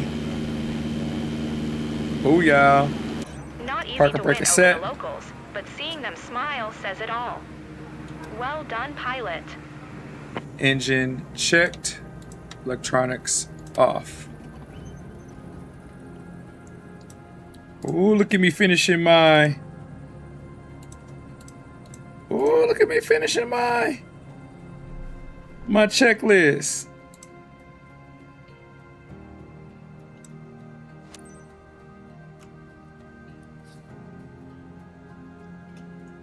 Dang, I missed it.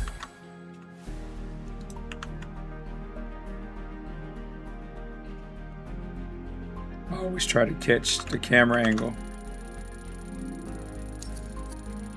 All right, so 90%, seeing quality flight smoothness, 89. Look at that landing smoothness, 97%. Booyah. Let's go. Let's go. Carmen, 97% on landing smoothness. Let's see that 3% get dialed in next time, Captain.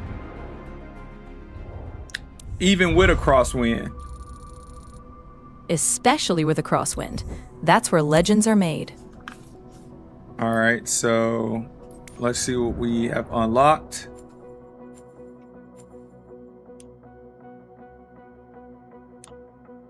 Oh, we got Fargo. We got Fargo.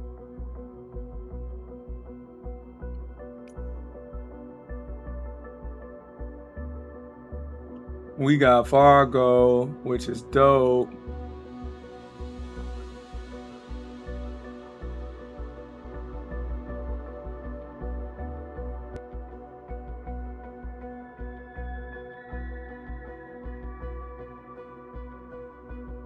All right, we got Fargo.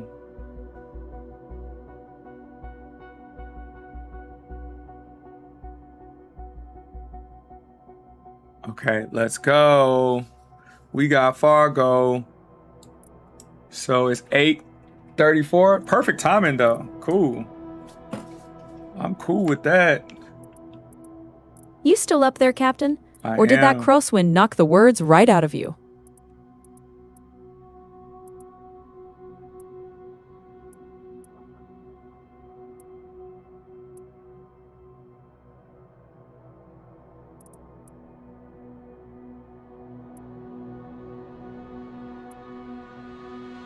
I like flight design. All right, Carmen. So if I had to take the flight design or the Magni Gyro, which plane would you take? I'd lean toward the flight design for that smooth versatility. But hey, that Magni Gyro's got style if you're feeling bold. Let's see what it looks like.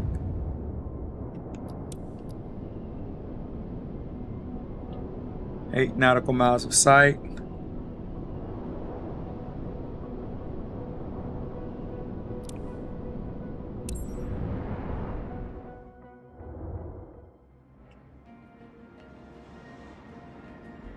Okay, let's see this plate. All right, 39,600 XP. We are currently going to be flying out the north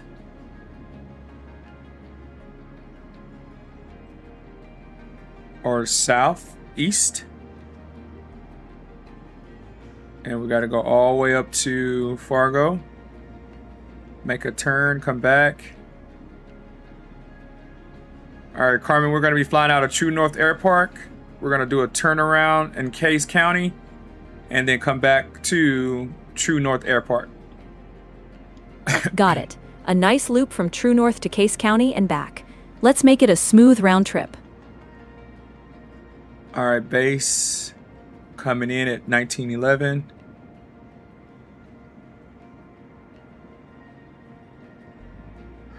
All right, and as far as landing, we have GR 744 feet and LDR 1842 feet and max 1864 feet. Sounds like you've got your numbers lined up. Keep that approach tight, manage that rollout, and you'll nail it.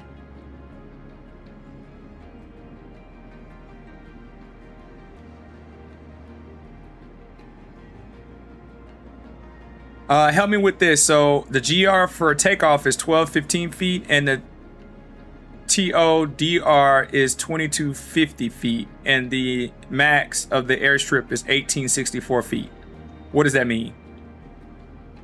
That means your takeoff distance required is longer than the airstrip length available. In other words, you wouldn't have enough runway to safely get airborne. What? So what do I need to do? You'd need a lighter load, less fuel, or a different airstrip with a longer runway to make that safe takeoff. Wow. It's all about knowing your numbers, Captain. So in this instance, I should just change the plane, right? Or just try it? Best bet? Change the plane or the field. Trying it would be pushing your luck. Oh wow, I never come across that before.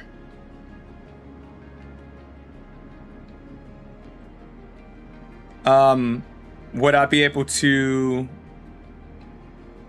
scoot further back when taking off? Nope. Runway length is fixed. You'd have to adjust weight, conditions, or pick a longer strip. Oh wow.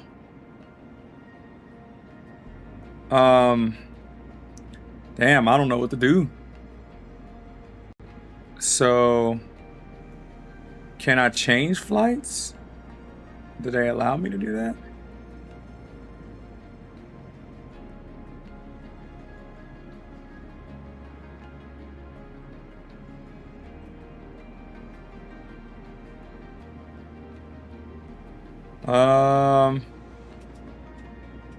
No.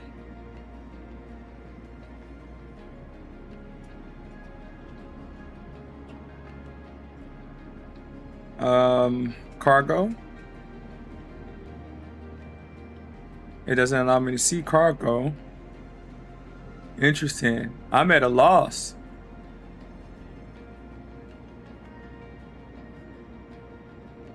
And I don't want to take, let me see. I'm gonna go back.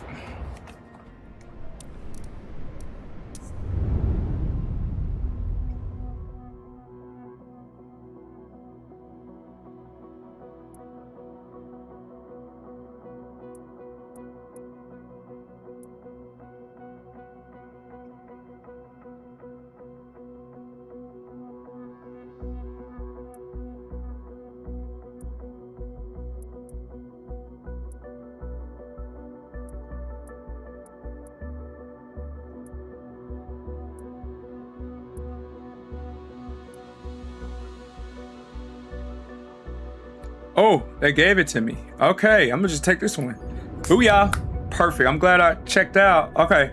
David Friedman is celebrating his wedding anniversary this week. His wife asked us, and we couldn't refuse such a nice local couple to take them on the ride over their beloved city. Moorhead, runway 18, D54. In the mission schedule, Carmen, D54, runway 18. What does the D54 mean? D54 is likely the airport identifier, Okay. a shorthand code for that specific field. It helps you know exactly where you're operating. Okay. 4 nautical miles of sight, 7-degree heading, 0 knots. Should be a cool flight.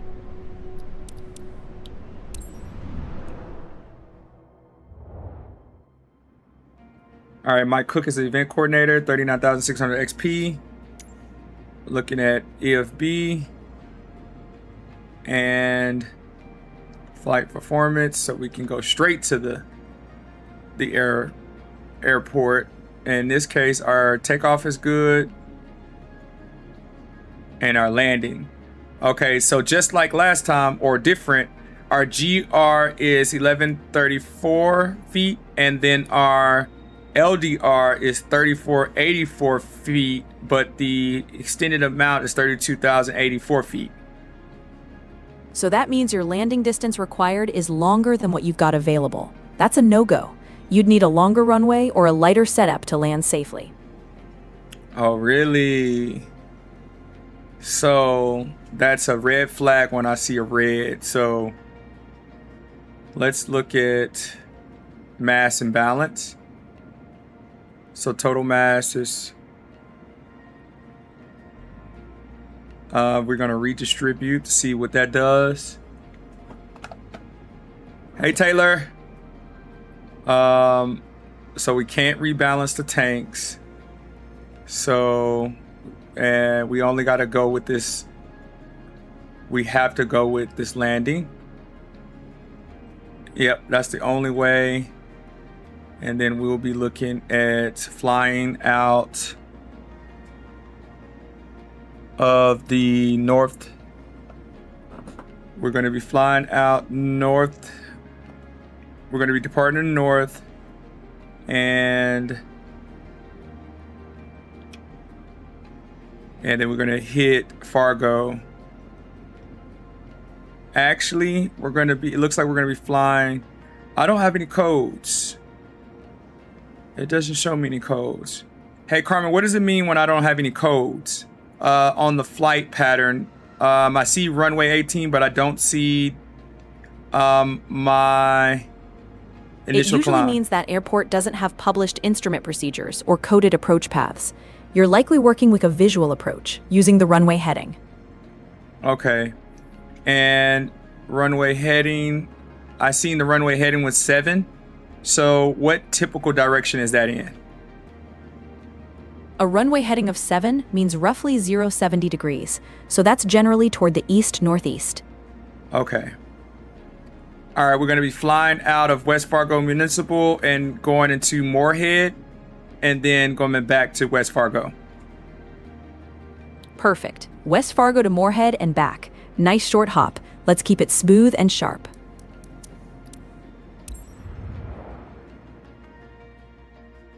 Okay. All right, so this is going to be our Fargo. We've had 2 missions prior to this, and now we finally are hitting our destination. Oh my gosh, it looks pretty dope out here. Yeah, it looks pretty dope. So far, Carmen, Fargo looks nice. The airport does. It's got that clean, straightforward layout. Good for sharpening up those patterns and approaches. How large is this airport, and how many flights come out per day or per week? West Fargo's more of a general aviation spot, so smaller scale. Dozens of flights a day, mostly private and regional traffic. Not big commercial volume. Got it.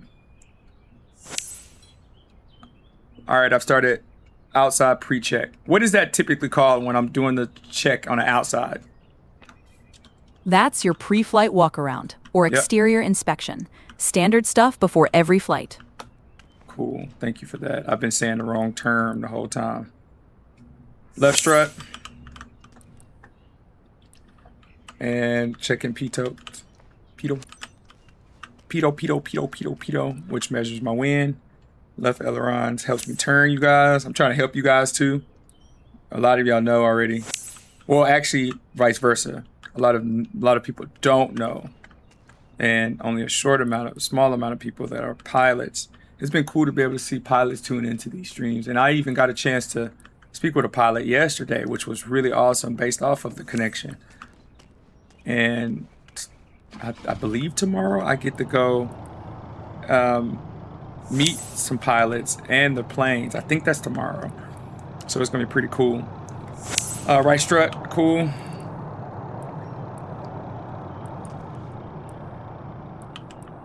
And I am good to go. Let me just see if I can get that tire, just FYI, because I am pretty. Can they let me? Can they let me? No, they're not gonna let me. All right, cool, let's go. Let's get in. We got some places to go. We got some people to see. Thanks everybody for TikTok, Instagram, YouTube, and Facebook. I am trying to do a better job of publishing content, in which right now I'm publishing through DRM2SIM, and there's an instance where some protocol is refraining it from getting discovered. So I was working on that. I'll be able to test it based off of this stream and when I publish it. So everything else has been scheduled. So what you're seeing out on the socials right now was scheduled a few days ago, but I did do the work today. So I'm just trying to see. Yoke is good. Let's get our EFB. Perfect. And let's go ahead and bring in our guests. We're good to go, John. Okay, on their way. What's up, mama? Mama's cool. I like it. Oh, it's got the Sperry's on. What's up, Papa? Y'all gonna have some good flights. You like your jeans, like your shirt and haircut. Y'all like jazzed up for this flight. Super dope. Super, super dope for this flight. All right, let's go ahead and on. Let's get our plane on. Electronic masters. Power level. Fuel quantity check. Boom. Great. Fuel quantity is good. Avionics. I don't need to turn them off, but let me just do the outside. All right, Carmen, I'm inside now, just doing the pre-check internally, if that's the term for it. You've got it. That's the interior pre-flight check. Interior. Making sure all systems are good to go before you fire her up. Ailerons, good. Elevator is good. Strobe light, outside's cool. Back compartment stabilizers, P02, perfect. We seen that outside. Parking brake is set. Control stick is good. Trim needs to be reset. Boom. Y'all see that? That's why you gotta reset it. Power lever is good. Electronic masters, avionics, good. Strobe lights, let's get those on. Boom, boom. And navigation lights and taxi lights. Let's get the engine started. Boom, boom, boom. Okay, let's give them something to remember. All right. For today's flight, you're taking David, a local got resident David celebrating a big event, and his wife over more. And his wife. If the seat belts are fastened, you're ready for takeoff. Okay, let's go. All right, Carmen, we got David and his wife on board today. Welcome aboard, David, and his better half. Let's make this a flight to remember. Look at you. Where you learn better half at? Oh, that's just classic Southern charm. You know I've got plenty of that in my toolkit. Hell yeah. I made sure to have that. All right, Delta 54, traffic, Diamond November 77630 is taxiing the runway 18, Delta 54. Delta 54. All right, so now I got to practice Delta 54 traffic. Hi, thanks for taking us up today. I'm David. I'm thrilled to fly over Moorhead. This is where we got married. Delta you know? 54 We'll be nice traffic. to remember this special day. Hey, I'm Jessica, David's Diamond wife. November. Really nice to meet you. Blah, blah, blah, blah, blah, because it's not my plane, so I don't remember because each time it changes, every time I flight. Who I'm calling, who am I, what am I doing? So, taxiing to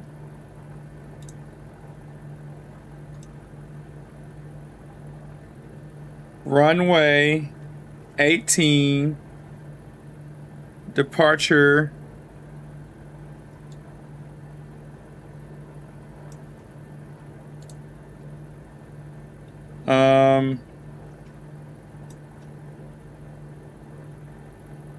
runway 18,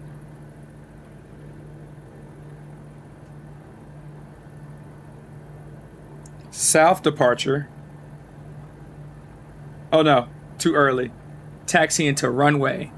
All right, Delta 54 traffic. Diamond November 77630 is taxiing to runway 18 and close it out. Delta 54. Cool. All right. Parking brakes release. 8. And we are going.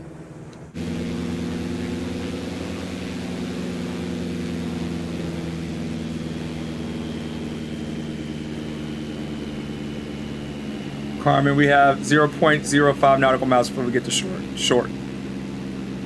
All right, let's keep it steady and line her up smooth. Is that water? Oh yeah, that is water. Oh, bro, y'all look at the sea. That's the Series Vision Jet that I really, really want to fly one day. That mug is beautiful. You getting paid by the minute for silence now, Captain? because this cockpit's quieter than a library on a Monday. Sorry, I seen a series on the park, and I was just like, the Vision Jet was pretty dope to see. I hear ya. That Vision Jet can turn some heads. We'll get you up in one of those soon enough. Absolutely. All right, parking brake is set.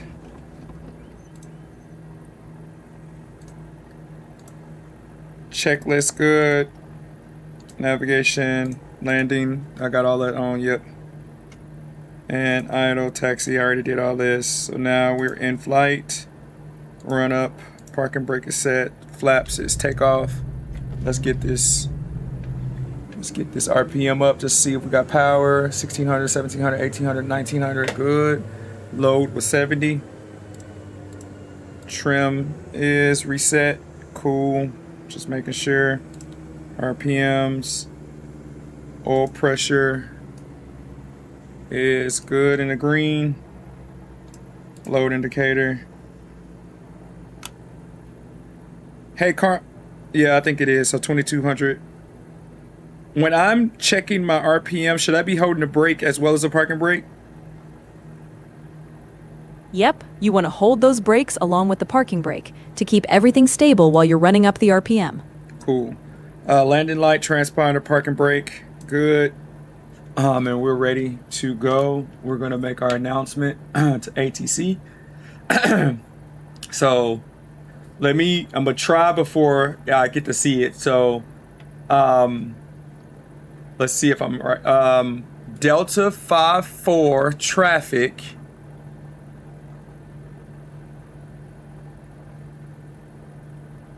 Requesting takeoff on runway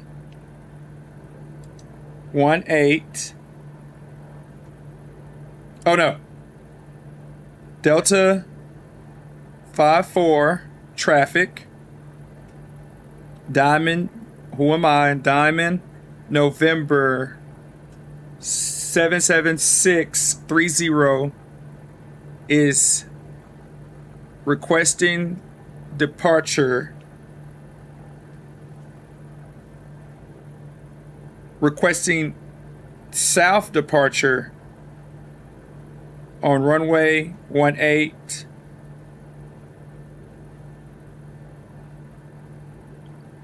Delta 54. Let's see if I'm right.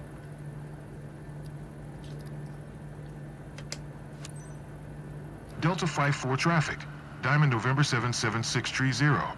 Taking off on runway 18. East departure. Delta 54. Alright, so I got it. Oh, so I said requesting taking off the runway. No, It's just a tell bit them scary, taking but off on also runway exciting. 18. Mostly exciting. And then east departure. So here,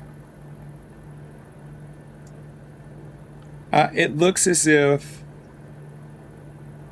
Carmen, look now at my EFB, and it looks as if like I'm going to be departing south, but ATC's request states that it's an east departure. What am I getting wrong? All right, I see what's going on. Your EFB is showing the runway heading south. Runway 18 is roughly 180 degrees. But when ATC says east departure, they mean after takeoff, you'll turn east for your departure route. So your initial roll is south, but your departure course will swing east. That's the piece that ties it together.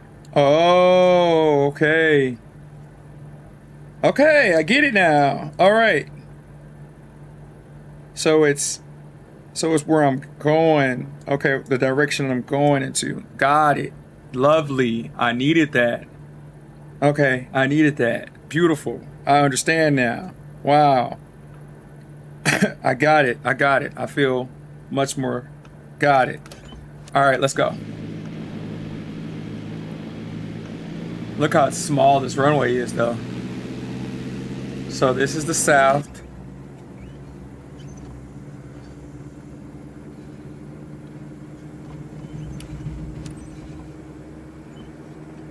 All right, and we're going to remember we don't have a long runway. All right. 40 knots, 50 knots, 60 knots, 70 knots, 80 knots. Let's go. All right. Wow, We're heading 1,400 feet altitude. We're at currently 980 feet altitude. Let you guys look around so we can see how small that landing strip is. We got to be super precise. We are currently at 1,280 feet altitude, 1,300 feet, and we are flying to Moorhead now. Carmen, we have taken off and on our way to Moorhead, 6.14 nautical miles. That was a smooth liftoff, Danny. Beautiful. Just a quick hop over to Moorhead. Barely time to sip your coffee. Let's see if you can butter that landing when we get there. Looks like Fargo has a lot of action. West Fargo and Fargo. A lot of territory, a lot of houses. It looks like it's pretty booming out here. Oh, absolutely, Danny. Fargo's been growing like a weed. West Do you Fargo, think people too. are looking up at All us? that action down Should we there, wave? you've got new developments, businesses popping up, and a whole lot of people calling it home. It does look like it. All right.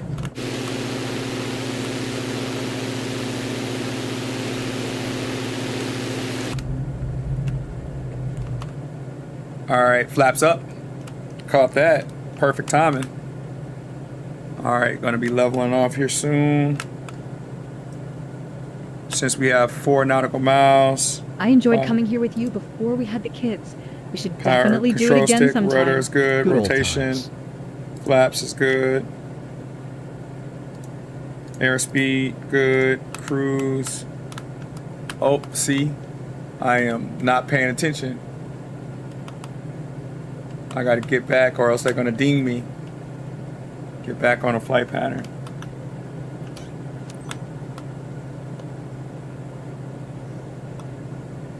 Get back, get back, get back. They say then. altitude is just a state of mind.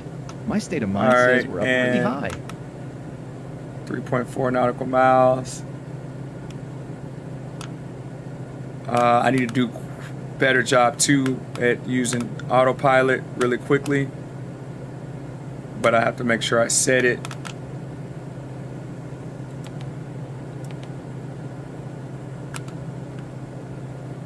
But in this case, it's just so quick of a flight, it doesn't make sense. I don't have the time to do all the settings.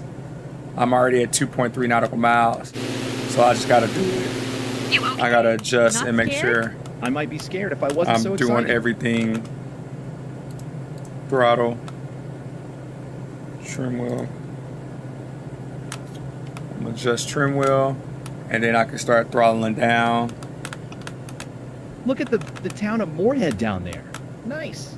Everything down below looks so tiny. And trying to level out, lowering. All right, Carmen, we're at Moorhead. Moorhead is considered Fargo, correct? You got it. Moorhead and Fargo are like twin siblings separated by the Red River. Different states, but one big community vibe. When you say different states, what do you mean by that? You mean in actual states? Oh yeah, Fargo's in North Dakota and Moorhead's in Minnesota. That river's the state line. So you're flying really? between states in just a few minutes. Oh man, that's crazy. Super stoked. So I'm guessing Fargo is larger, correct, than Moorhead? That's right. Fargo's got the bigger footprint. More people, more hustle. Moorhead's the cozier neighbor, but they're both growing fast. This is amazing. Okay. It's like we're in a movie. So Fargo is more northern? Actually, Moorhead sits just a touch farther north than Fargo, but it's a close call. We're talking a few blocks. This view is giving me goosebumps. Let me just make sure.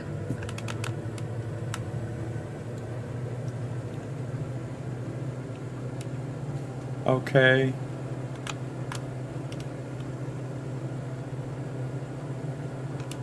All right. All right, so since our destination was Fargo, what is the population of Fargo? That's my place. Last I checked, Fargo's sweet around home. 130,000 I saw it as well. folks, I actually give or managed to take. get a picture. Growing every year, too. Moment to share. I love it. All right, and go ahead and give me the top 10 things I need to know about Fargo. Thank you, Carmen. Let's hit the highlights quick. Here we go. First, Fargo's got that North Dakota State University. Big bison pride. Yep. Second, it's famous for that Coen Brothers movie. But the real city's got its own Cyrus, charm. what's up, my guy? Third, the Fargo Air Museum. Great Fargo aviation Air spot. Museum. Fourth, winters are no joke. Think snow and cold. Fifth, Winters. booming downtown with art and culture. Sixth, that Red River. It's the state line. Okay. Seventh, big on agriculture. Heart of the prairie. Okay. Eighth, the Fargo Dome. Huge for events and games. Ninth, friendly folks. Midwest nice all the way. And 10th, food scene's growing. Don't miss a hot dish or two. Okay. So I actually see the dome. All right, let's talk about the university. What's the capacity of the university? North Dakota State University's got around 13,000 students enrolled, give or take. Big enough to bring some serious energy to the town. What is the mascot? That'd be the bison. Strong, proud, and charging ahead, just like that school. What is the most notable sport there? No question, it's football. NDSU Bison football is a powerhouse, with a trophy case that's practically overflowing. What is the top major at the university? One of the top majors at NDSU is agriculture. No surprise there, with engineering and business right up there too. Wow. How many students do you feel are coming to the school that are not from the local? That was probably a very intense question. She just did not answer. What other recreational things that can you find on campus? You've got wellness centers, climbing walls, intramural sports, and plenty of green space to kick back. NDSU knows how to keep folks busy.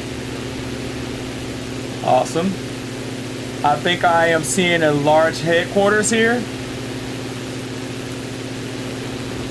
I see what you're talking about. There's a big brick building on your left. That's probably the RDO equipment headquarters. They're major in agriculture machinery. Okay. Right out the window, that's Fargo's industrial heartbeat. Wow. Okay. And believe I see the university. Not quite. The university is a bit east of your current view. But Okay. you're close. Keep an eye out for those big campus buildings and the Fargo Dome. They'll stand out. Oh, okay, I think I see it. Okay, Fargo Dome is behind. Also, let's go to number 2. Sure thing. Number 2 on that list, that famous Coen Brothers movie put Fargo on the map. But real Fargo's got its own story. Way more than just wood chippers and accents. You said a Coen movie? When did it debut? That movie hit the Taking off scene was back in really cool, but 1996. landing seems Hard to like believe it it's might been be that even long, more, but it really put the name Fargo exciting. in the spotlight. For what reason? Mostly for that dark humor, quirky characters, and that wild crime story. Plus that unforgettable Midwestern accent. Oh, wow. And number 3? Number 3, the Fargo Air Museum. A gem for aviation lovers, packed with historic planes and exhibits. Why planes in this area? You bet. Fargo's got a strong aviation history, from crop dusters to military training. That wide open prairie is perfect for taking to the skies. Are there any notable planes that is part of this museum?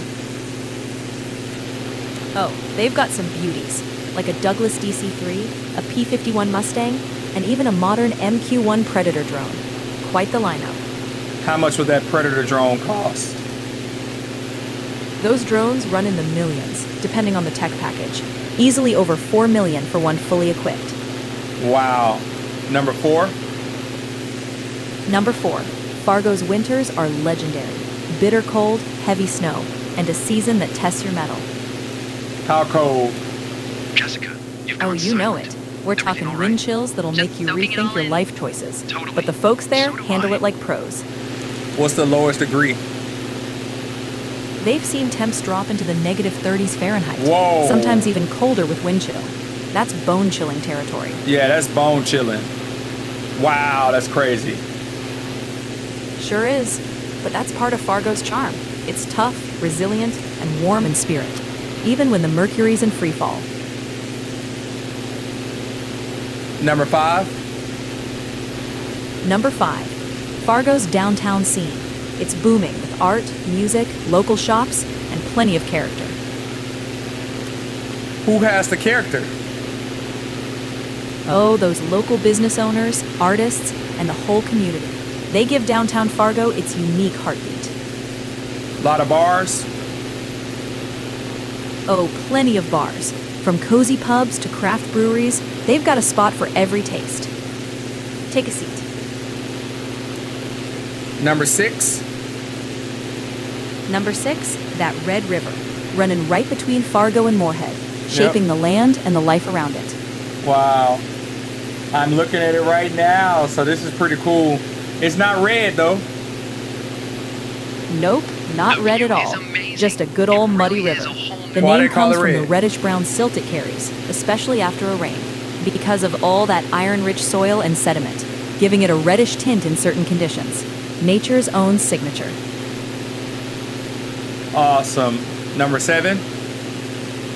Number 7, Fargo's an agricultural powerhouse, right in the heart of the prairie, feeding a good chunk of the country. Okay. Looks pretty cool. Number 8. Number 8, the Fargo Dome, home to NDSU football and some of the biggest concerts and events in the region. Do you remember the last concert? I can't see the exact latest concert, but the Fargo Dome's known for pulling in big names. Think major country stars, rock legends, and wild shows. Wow. And number 9? Number 9, the people. Fargo's got that famous Midwest Look at that. nice, You can't friendly, see welcoming, anything like and this always from the ready to ground. lend a hand. Why do you think that's the case? Long winters, tight-knit communities, Yeah, I and can only generations of imagine. folks who know you gotta look out for each other. That's the secret sauce. I bet. You got to look out for each other so you can stay warm. Exactly. Nothing like a little neighborly warmth when it's 40 below outside. Wow. Number 10? Number 10, the food scene. From hot dish to bison burgers, Fargo's got some tasty surprises. Bison burgers. That sounds unique. Oh, it is.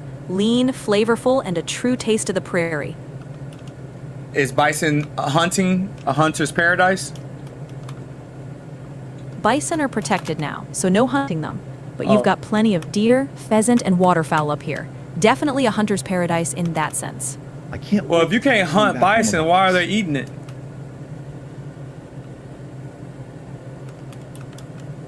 Carmen, if you can't hunt bisons, how are they able to eat them? Good question. They're raised on ranches. Bison Oh. farming is big business. So no hunting wild ones, but ranch-raised bison is on the menu. Okay, got it. Got it. If I wanted to eat at some of the best restaurants, where would I choose? 1, 2, 3. Top 3 in Fargo?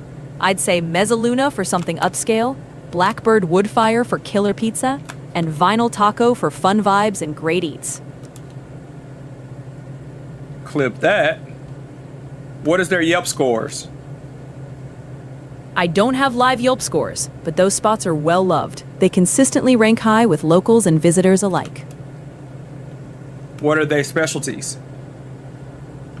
Mezzaluna's known for fine dining. Blackbird brings wood-fired pizzas, and Vinyl Taco serves up fresh tacos with a side of retro tunes. Cool. And let's talk about how does individuals see crime in this area? Overall, folks see Fargo as pretty safe, with a strong community vibe. Though, like any growing city, it's got some pockets of crime. Demographically, who's doing the crime? It's a mix, like in most places. Oh, Crime there go isn't tied to one NDSU. demographic. It's about circumstances, not just stats. Oh, and that's the dome. I'm looking at NDSU now. There it is. NDSU's campus right below. With that big green field and the buildings laid out, you've got a prime view of bison territory now. Wow. This university is pretty dope.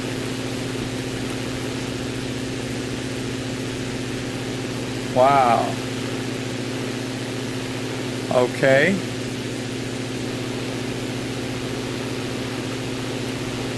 Hey, Carmen, let's check the local news.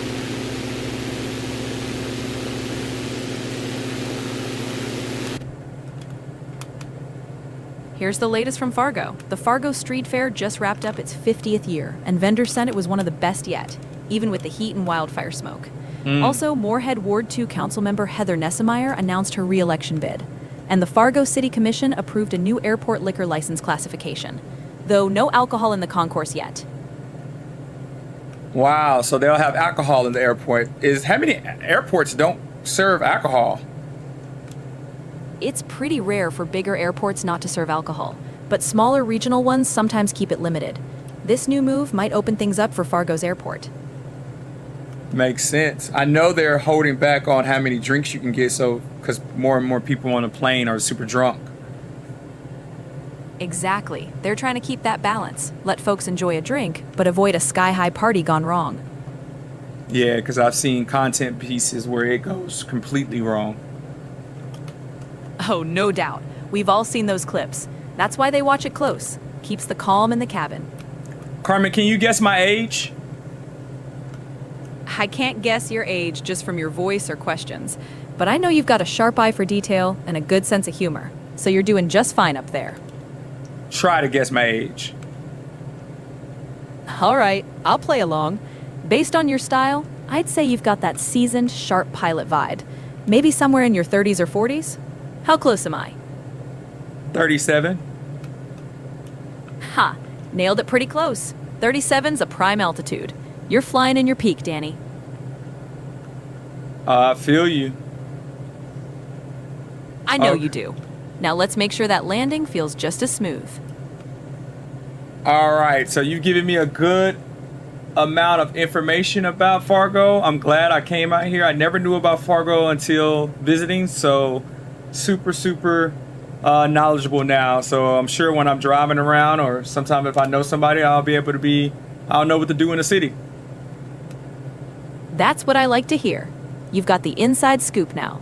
Fargo's not just a dot on the map anymore. It's your playground. Absolutely. All right, now before we head out, I want to talk about the companies. What is the big businesses? What is the industry that is big business? What is the amount of employees for the largest business? One of the biggest players is Sanford Health, huge employer with thousands of folks. Agriculture's massive too, with companies like RDO Equipment. Tech's growing fast. Think Bobcat and Microsoft. It's a diverse mix, with thousands employed in healthcare, manufacturing, and farming. Startup culture, is there a culture? This is a big old Absolutely. school. Fargo's got a rising startup culture. Tech incubators, co-working spaces, and a real entrepreneurial buzz. What is the most talked about startup that's here? I don't have the latest headlines in front of me, but a big name folks talk about is Bushel, a tech startup focused on ag solutions, making waves in the region. What do they do exactly? They specialize in digital tools for agriculture, helping grain elevators, farmers, and agribusinesses manage transactions and data more efficiently. Do you have their staff numbers? I don't have the exact staff numbers, but Bushel's grown fast, likely a few hundred employees and expanding as the ag tech sector grows. Do you know how much they've raised? From what I know, Bushel's raised tens of millions over the years, solid funding rounds that show investors believe in ag tech's future. Got you. Do you know the names of the founders? Bushel was co-founded by Jake Jorenstad and Ryan Ragoose, two local innovators who helped put Fargo's startup scene on the map. Do you know their age? I don't have their exact ages, but they're both likely in their 30s or early 40s, leading that next wave of innovation. Got it. How's education here? Fargo's got solid schools, a strong public system, and NDSU adds that higher ed backbone to the mix.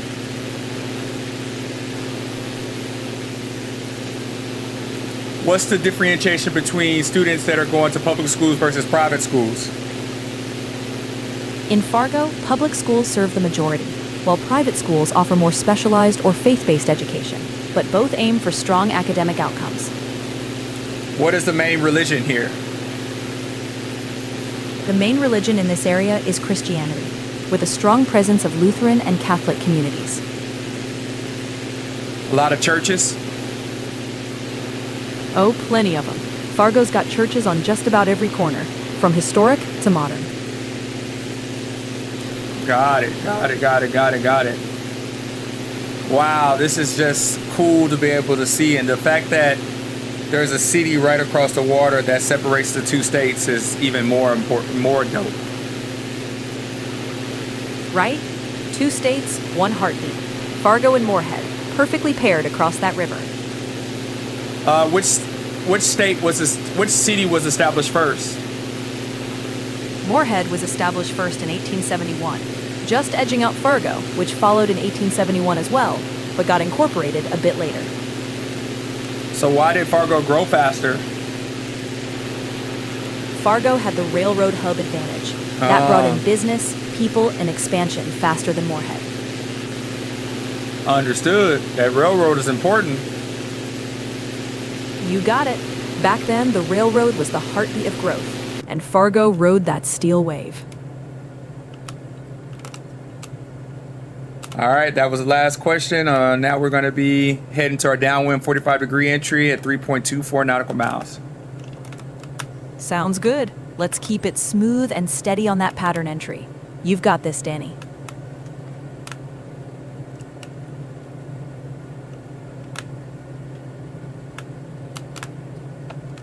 Diamond 4 traffic. Diamond November Diamond November 77630, 5 miles east, 1600 feet, inbound to land, runway 18, Delta 54. So, Delta 54 traffic, talking to traffic, Diamond November 77630. Who am I? Where am I going? 5 miles east, 1600 feet, which I'm at 2,000 feet right now. Inbound to land, what I'm trying to do. And what runway? Runway 18, and close out. Delta 54. Who I'm speaking to? Delta 54 traffic. Who am I? Diamond November 77630. Where am I trying to go? 5 miles east. Where I'm at, 5 miles east, 1600 feet altitude. In this case now I'm at 2100 altitude. Inbound, what I'm trying to do, inbound to land, where? Runway 18. You're back. Close So, out. David, did you have a good time? Delta Ready for another 54. round? So All right. exhilarating. Going Great down time from start to finish. to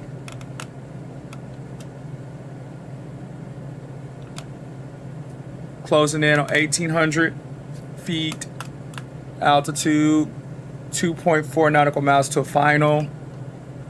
At that point I should be at 1397 feet altitude. I'm slowing down 95 feet, right, 95 knots right now, going down to 90.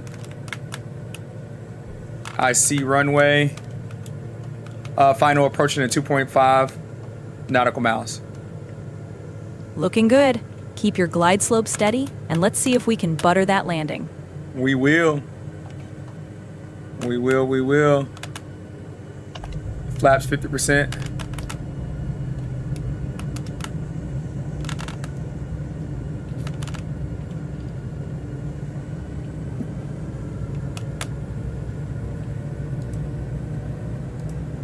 All right, descent, flaps, takeoff. Trim wheel.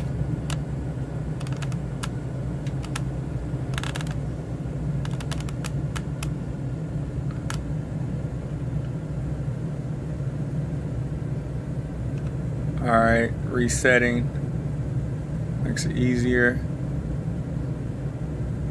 Cool. Good. I like my pace right now. Once I get the final.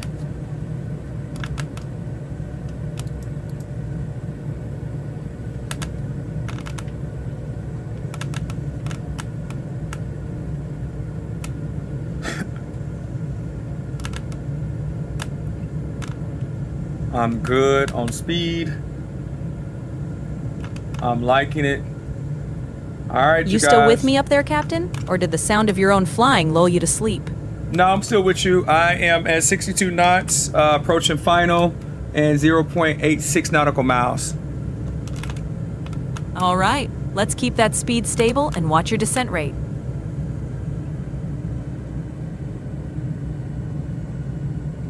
Remember,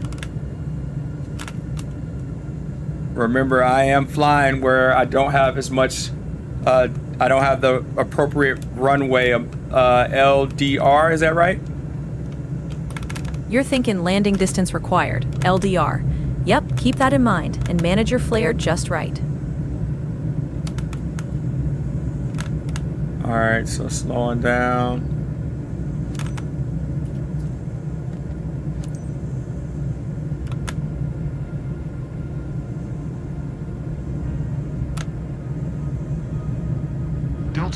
Delta 5-4 traffic, Diamond November 77630 is on final, runway 18 to land Delta 5-4. I feel good.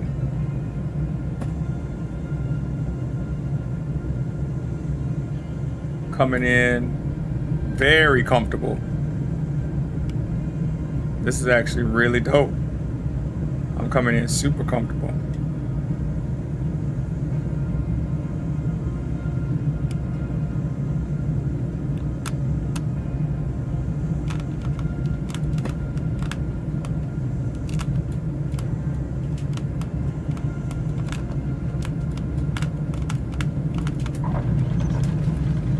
Got it. That landing was so smooth. Yeah, baby. Smooth landing. Love it. Love it. All right, landing was super smooth. Glad to close out the day. Ooh, that was smooth as silk. 57 feet per minute, you practically kissed the runway. Yes.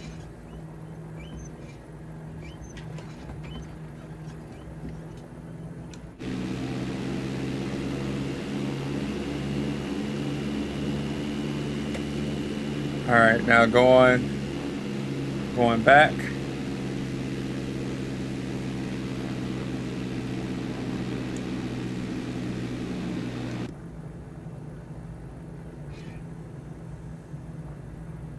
Here we go. Power lever. Normal landing, flaps. Landing position. Cool, I need to be, I always mess up that.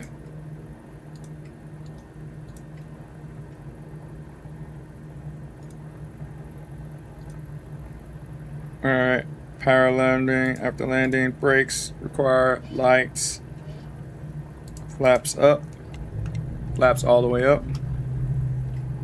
Now going to parking. Cool.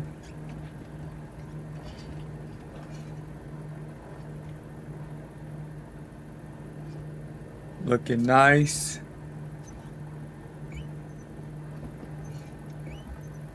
All right, learned a lot. All right, Carmen, thank you for today. You taught me a lot, especially when it comes down to the LDR and the landing preciseness. That was super helpful.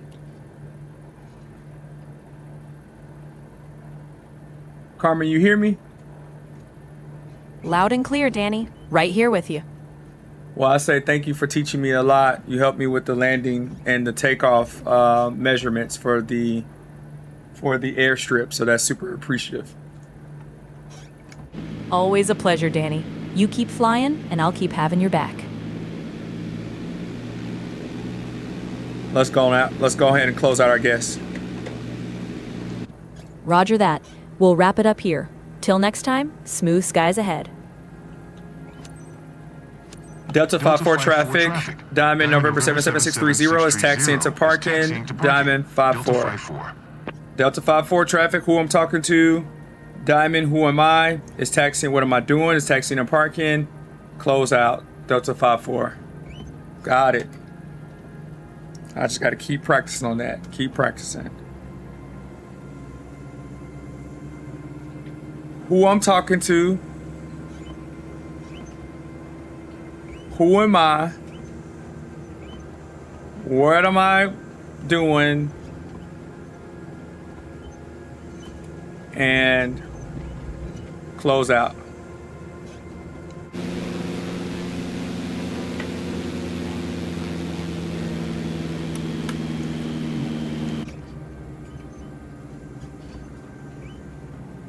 Who I'm talking to? Delta 54 traffic. Who am I? Diamond November 77630. What am I wanting to do?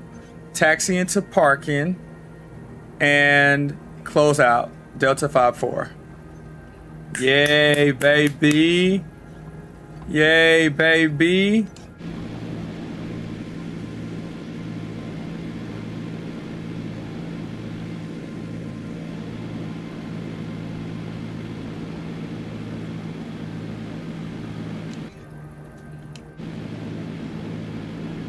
Oh yeah.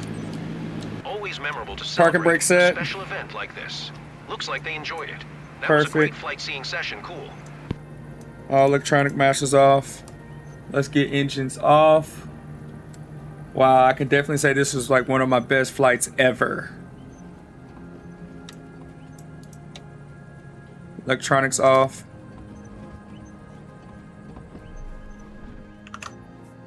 Let's see what we got from a grade perspective. I streamed for 2 hours and 30 minutes.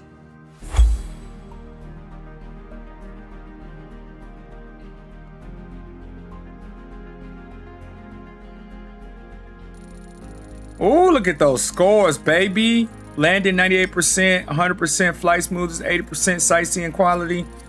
Leaving out with everything flawless. Yes, I am ready to increase my difficulty so I can get some more challenges. Yes, I feel comfortable. Bada boom, bada bang.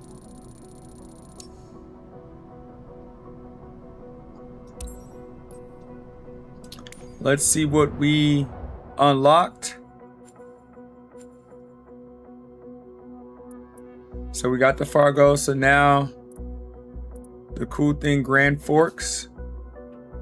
Hey Carmen, what's pretty cool about Grand Forks? Grand Forks has that mix of vibrant college life, thanks to UND, plus strong aviation routes and a tight-knit Rivertown vibe. Oh, University of North Dakota.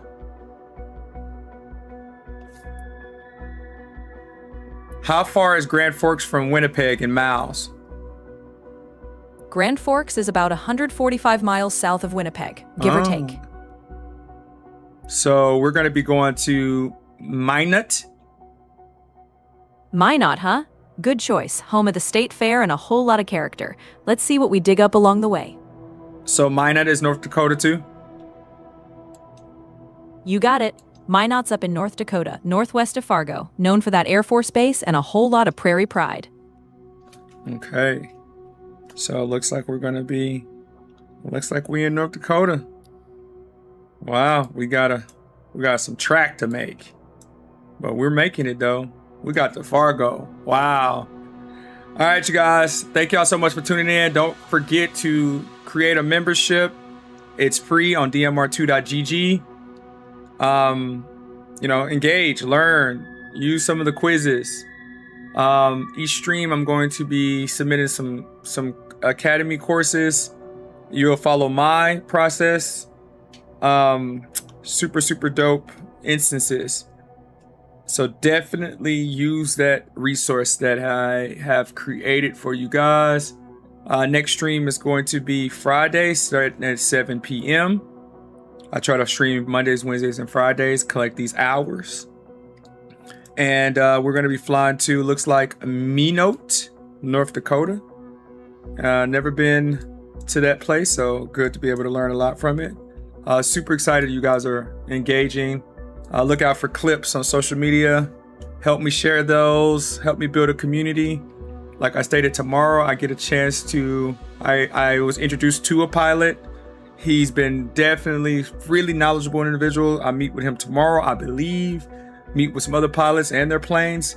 So one of the things I've learned about this is it's great that, you know, I'm interested in aviation, but I got a chance to leverage this platform to meet cool people in just the infancy stages of me doing this. So I can only imagine what the next year of doing this is going to look like as far as networking and partnerships and things like that. So this is just giving me the exciting element to keep it going. And if that doesn't inspire you, then hopefully I can do a little bit more to inspire you to consider aviation, even if it's just a hobby. It's definitely a hobby for me. I have no intentions of flying a bunch of people. I'm just being real with you. I just want to fly myself. So definitely selfish in this case. But, you know, it's part of it. Outside of that, make sure you guys have a good night. Take it easy, take it easy, take it easy. Peace, peace.